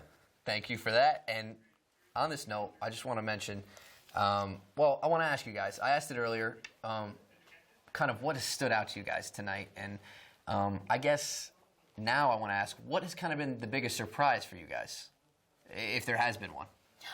Honestly, I find it surprising that it's taking this long to count the votes. I'm curious if part of the delay in the vote counting for this more municipal-focused election has to do with some of the races that we've seen some question in the way the primary votes were counted and how they were processed. Yeah. And I'm really curious how Connecticut addresses irregularities in voting on city levels and on state levels in the coming months, especially as we gear up for the 2020 election. Definitely. For me personally, I was very surprised at how quickly we learned of Danbury's result. Especially, we talked about it in our broadcast last week, and it's kind of been around the news of how tight they felt this race was going to be, the Sotero versus Boughton race. For me personally, I was very surprised at how quickly Boughton was deemed the winner. Did that surprise you guys at all? Not at all. Like I said before, he has a lot to back that up with. Yeah. And definitely I was surprised with the Bridgeport situation. I really thought Marilyn Monroe would have had a higher voter turnout. Yeah. Yeah, I think Marilyn Moore was uniquely situated to make a splash in that town, and I think that it's disappointing that she was stuck on the write-in line. She should have been able to get on that ballot, and I'm excited for what she does next. I think she's going to be an interesting voice in that city. Yeah, absolutely. Well, for now, we have our own meteorologist, Zach Duhame, standing by with a weather update. Thanks, guys. This is the last weather update of the evening. It's been a crazy evening, a lot of celebrations, some people not so happy with the results. That's how elections go. Luckily, regardless of how they went, the weather right now is cooperating. It's drying out after some morning showers, turning cooler right now. And for tomorrow, sunny and cool. So if you have any plans tomorrow, maybe some celebratory brunches with the candidates that have won. I know the mayor in Danbury, Mark Bowden, has one, so I know tomorrow will probably be a busy day around here in Danbury. Overall, nice weather for that, but not so nice on Thursday. Thursday evening, could see a couple of showers, especially after midnight, even a couple wet snowflakes likely to mix in. Not a big deal. We'll watch it closely, though, in case things change, but the Northwest Hills could see a quick accumulating snow, and everyone's going to see a big chill Friday night into Sunday. We're talking about highs around 40, lows in the teens. That's like mid-winter cold. It's only early November, so we have a lot to track in the upcoming forecast. The next map is going to show you current temperatures from today, with the high temperatures, really shouldn't say current, should say high temperatures, around 60 here in Danbury. 57 was the actual temperature, 60 in Hartford, Bridgeport, and New York City. So quite mild tomorrow, much quieter. Tomorrow's temperatures only around 50. Tomorrow's temperatures, the next map will show you that temperatures will be 49 in Southwest Connecticut, 44 in the Northwest Hills. So definitely on the cool side, but sunny, unlike today, which is the good news. The next map is going to show you what we're watching, though. That could be another system coming in our way. That's Thursday, and this storm is going to ride right overhead. So if you want a snowstorm, we thought could have happened earlier in the week. Now, not so likely. The storm needed to be down to our south with enough cold air. That would bring us snow. But see where the snow is in this kind of white shading back to the north. This green area in Connecticut's rain. A couple of flakes may mix in northwestern Connecticut as the cold air gets pulled into the storm later on. But overall, this is a mainly rainstorm. Cannot roll out a couple of snowflakes, but no accumulation expected except in the extreme northwest Connecticut. The next map will show you where that snow could fall. Again, the green's rain, so rain for everywhere around 11, 12 o'clock Thursday evening. This blue is very close to the Northwest Hills, so I wouldn't be surprised if it kind of sticks a little bit down south, right about there, so they can see a quick coating, maybe an inch or two at most, but that's about it. We do have a change in the pattern, though, folks. The next map's going to show you what can happen over the next week. We have a big dip in the jet stream, so cold air is definite. We're talking about, again, highs in around 40, lows in the teens the next couple of days by late in the week. But there could be a storm that forms early next week, and that could bring us our first measurable snow. Now, don't forget, it's only November. We have a long way to go until the main winter season in December, January, February, but we may get an early taste of winter with some snow early next week. And for temperatures Saturday morning, look at these temperatures in the teens and 20s, 21 to northwestern Connecticut, 27 at the shore. Outlying areas probably 16, 18 degrees. That's frigid for early November. So just be prepared. Have your heavy coat, your heavy gloves. You will need it if you're going for a walk or run Saturday morning. So today's forecast for tonight, around 36 degrees, so no issues going home from any of the polling events. Just be careful. It's going to be chilly and a lot of people on the roads probably heading back, so be safe out there. Tomorrow's forecast, not bad at all. 51 degrees, right where we should be. Seasonably cool. Lots of sun, light wind, so beautiful day out there. In the extended forecast, again, we have an issue on Thursday evening to Friday. Some rain, could be a couple late snowflakes mixed in, like I mentioned earlier. Not a big deal. Could have a quick coating to an inch in the extreme northwest part of the state. Then it gets frigid. Friday, 39 degrees is going to feel like 25 to 30 with that gusty wind. Lows by Saturday morning, 17 degrees, up to 40. We should be near 50, remember, for Saturday, so still much colder, tickling with 50 on Sunday, which is still below average, but we have to watch that storm for early next week. This is my last election coverage doing this. I'm graduating in 5 weeks here at WestCon. It has been a great time doing the forecast for everyone here on Election Connection. For the last time, guys, back to you at the desk. Thank you so much for your updates throughout the night. We truly do appreciate it. And for now, one last time, we're sending it out to Gabe Jones, standing live in Bridgeport. Cameron, the numbers don't lie, and neither does the energy of the party. After a long, treacherous journey, Joseph Ganim has once again taken the victory as mayor of Bridgeport. He's looking to enforce environmental growth, prison reformation, and improvement on infrastructure. The citizens are very pleased with the results, and hopefully he will bring about change within the next few years. A question for you here, Gabe. Did he give you any sort of specifics on what he plans to do with infrastructure in the city? He did seem to give very specifics about infrastructure, and he really does seem to know his stuff when it comes to that area. So it seems like he is very knowledgeable when it comes to that topic. All right. Well, thank you so much, Gabe, for your reporting all night. You've done a fantastic job. All right, guys. So we heard what he had to say there. Kind of I guess summarizing things for us, Joe Ganim, it was a great win for him. Was any of this unexpected coming into tonight? Joe Ganim winning by the margin he did? Not at all. Like we said before, he has a connection with the people of Bridgeport. I keep saying it. He has a connection. Yep. He's with the people. Yeah, I think it's a little bit surprising because of how contentious the primary was and how concerned people were with the election cycle, the irregularities in the primary voting process, and the handful of investigations and lawsuits that spun out of it. But despite that, clearly he has that deep-held connection. Do you think those investigations and kind of the results of that primary will be in and around the news in the coming months, or does this all kind of die down now that he's won? Well, I know that the Supreme Court, the Superior Court dismissed the claim, and the Supreme Court did not answer it in time to run a new primary before tonight's vote. But there still is the matter of that SEEC investigation on the state level.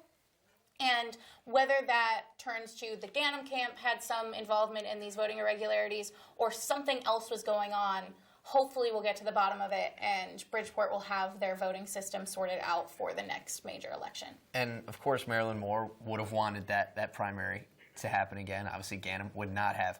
Does tonight's result and the margin by which he won kind of put that to bed or kind of show that even if they had redone that Democratic primary, that things wouldn't have turned out any differently? It's definitely going to have a doubt in the back of people's heads, but I think eventually it's going to die down. Yeah.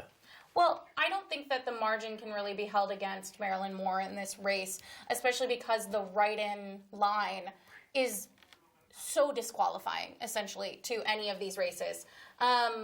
We weren't expecting John Rodriguez to put in a major amount of votes. I think he did an admirable job in Bridgeport, especially. But I don't think that we should judge Marilyn Moore on the percentage that she got in here as a Democratic candidate, as opposed to what she might have done had she had a named line on that ballot. Yeah. Well, on that note, we send it back out to Danbury, where Ian Townley is standing by with an update from Boughton's camp. Thank you, Cameron. We are standing outside of Anthony's Lake Club in Danbury, where Mayor Mark Boughton took his 10th consecutive term as mayor and won with a landslide vote of at least 1,200 votes. The room was absolutely ecstatic, and everybody seemed to just stand behind the mayor as he is set to take his 10th term to make the city of Danbury better than it's been. It's been a kind of a mixed bag for the Republicans, though. Even though they did secure the mayoral spot, they lost the zoning commission and the board of ed. So it was a very happy night for the mayor, but his counterparts are going to be from the other party. So that might be arduous down the road for the mayor. Ian, is there a bit of maybe a sour taste in the mouth of Boughton, or possibly is he a little bit more reserved, knowing that his Republican constituents are no longer the majority in the zoning committee or the Board of Education? Well, that's a great question, Cameron. It is a mixed bag because as the mayor of the Republican Party, you would want to have the person leading the zoning commission and the Board of Ed in your party, because that would make working with those people a lot easier, and it would make for easier legislation and governing. But he has to deal with what he has, and the mayor has the mayoral spot. So you have to take your victories where you can, and hopefully moving forward, the Republicans and the Democrats can get some bipartisan legislation done for the city of Danbury. And a final question for you here, Ian. You mentioned over 1,200 votes that Boughton won by. Did this night play out how his camp envisioned it? I would say so, yes. The Mark Boughton team, ran on his body of work. In the last 18 years, crime rates have gone down, job unemployment has gone down. So they had a large body of work to work with. I'm not going to say that they felt overly confident about this win, but they felt that they have a good shot of beating Chris Sotero for the second time, and that is the outcome of the evening. All right. Well, thank you so much, Ian. We really appreciate the hard work you've put in here tonight. Thank you. All right, guys, so we heard him kind of wrap it up there, Mark Boughton. Definitely an interesting note that the Zoning Commission and Board of Education in Danbury has shifted to the left. Do you think that could play a factor in potentially getting things done in Danbury? No, I mean, bipartisan. They got to work together now. Right. Yeah, I think that it shouldn't be viewed as a negative thing. I think earlier Mark Boughton said this was a great exercise in democracy. And I hope that he considers that too moving forward. It's the integration of all of these new people from across the political spectrum should do nothing but benefit Danbury moving forward. And it's definitely something to note here that, again, we've said this all night long, specifically me, but the bipartisan. Mark Boughton has said people over politics from the start. Now that he's going to be working alongside majority Democrats in the Zoning Commission and the Board of Education, it's a real chance for him to put that forward again, that he is people over politics and he will work across party lines in order to get things done. Right. Moving on, is there anything from you guys again here as we're closing out? You know, is there anything that specifically stands out to you from this night? Well, why don't I give you guys a run through quickly of all of our winners so that we can summarize where we've ended this night. In Danbury, we're looking at Republican Mark Boughton coming into his record 10th term as the mayor of Danbury. Chris Totaro did a great job, came in under 300 votes away from the mayor, 1,300 votes away from the mayor. In Hartford, Luke Bronin has won the incumbent mayor there. In Middletown, Ben Florsheim, that 27-year-old candidate, the millennial candidate, beat out Sebastian Giuliano, the Republican who had previously served as Middletown's mayor. In New Haven, Toni Harp was beaten out by Justin Elliker, her Democratic challenger, by almost 6,000 votes. In Bridgeport, Joe Ganim has won against Marilyn Moore on the write-in and John Rodriguez as the Republican candidate. Those are our winners for tonight. Well, hearing that, I did mention just before we went to that, is there anything that really stood out to you? But is there any race in particular where you were kind of looking at it going in and things maybe played out differently, or did everything kind of go according to the way you guys expected it tonight? Everything went the right way that I thought it was going to go. Yeah. I think I've mentioned a couple times I was a little bit surprised about Marilyn Moore's underperforming campaign, but I think I underestimated the negative effect of that write-in. I think if she maybe had the chance to get on the ballots directly, she might have had a better turnout in the vote, especially since she had done sweepstakes on the primary initial votes. And I was a little shocked at how soundly Justin Elliker beat incumbent Mayor Toni Harp in New Haven. Clearly people are looking for change there, and they held up the result from their primary. Yeah, absolutely. And obviously, Toni Harp was on that ticket as a write-in. On the Working Families Party On the Working Families line. Party ticket, not as a write-in, my apologies. Do you feel that was an issue that she was on, or did that play to her downfall in a sense? Well, I think it symbolized the fact that she had lost the Democratic nomination. She was a Democratic mayor. She lost the nomination through the primary, and people may have thought, well, we're Democrats, we're voting across the Democratic line. Well, we voted for you in the past. We're going to vote for the Democratic candidate this time around. And Toni Harp, she campaigned mainly on lowering crime, improving education. We mentioned this before. She wanted to make New Haven a world-class city. I guess she hadn't completed that while she was in office. That's just what she was looking to do. But her, of course, the body of work wasn't enough. Would you agree that her body of work wasn't enough to get her over the line this time?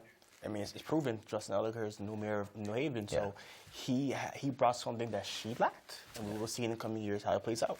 Yeah, I don't want to dismiss Toni Harp's accomplishments in New Haven. She was the first woman mayor of New Haven, period. And she pushed for a new and diverse perspective within the mayorship in New Haven. I'm hoping that we'll continue to see that in Elliker's leadership. He has also pushed for diverse community-based decision-making.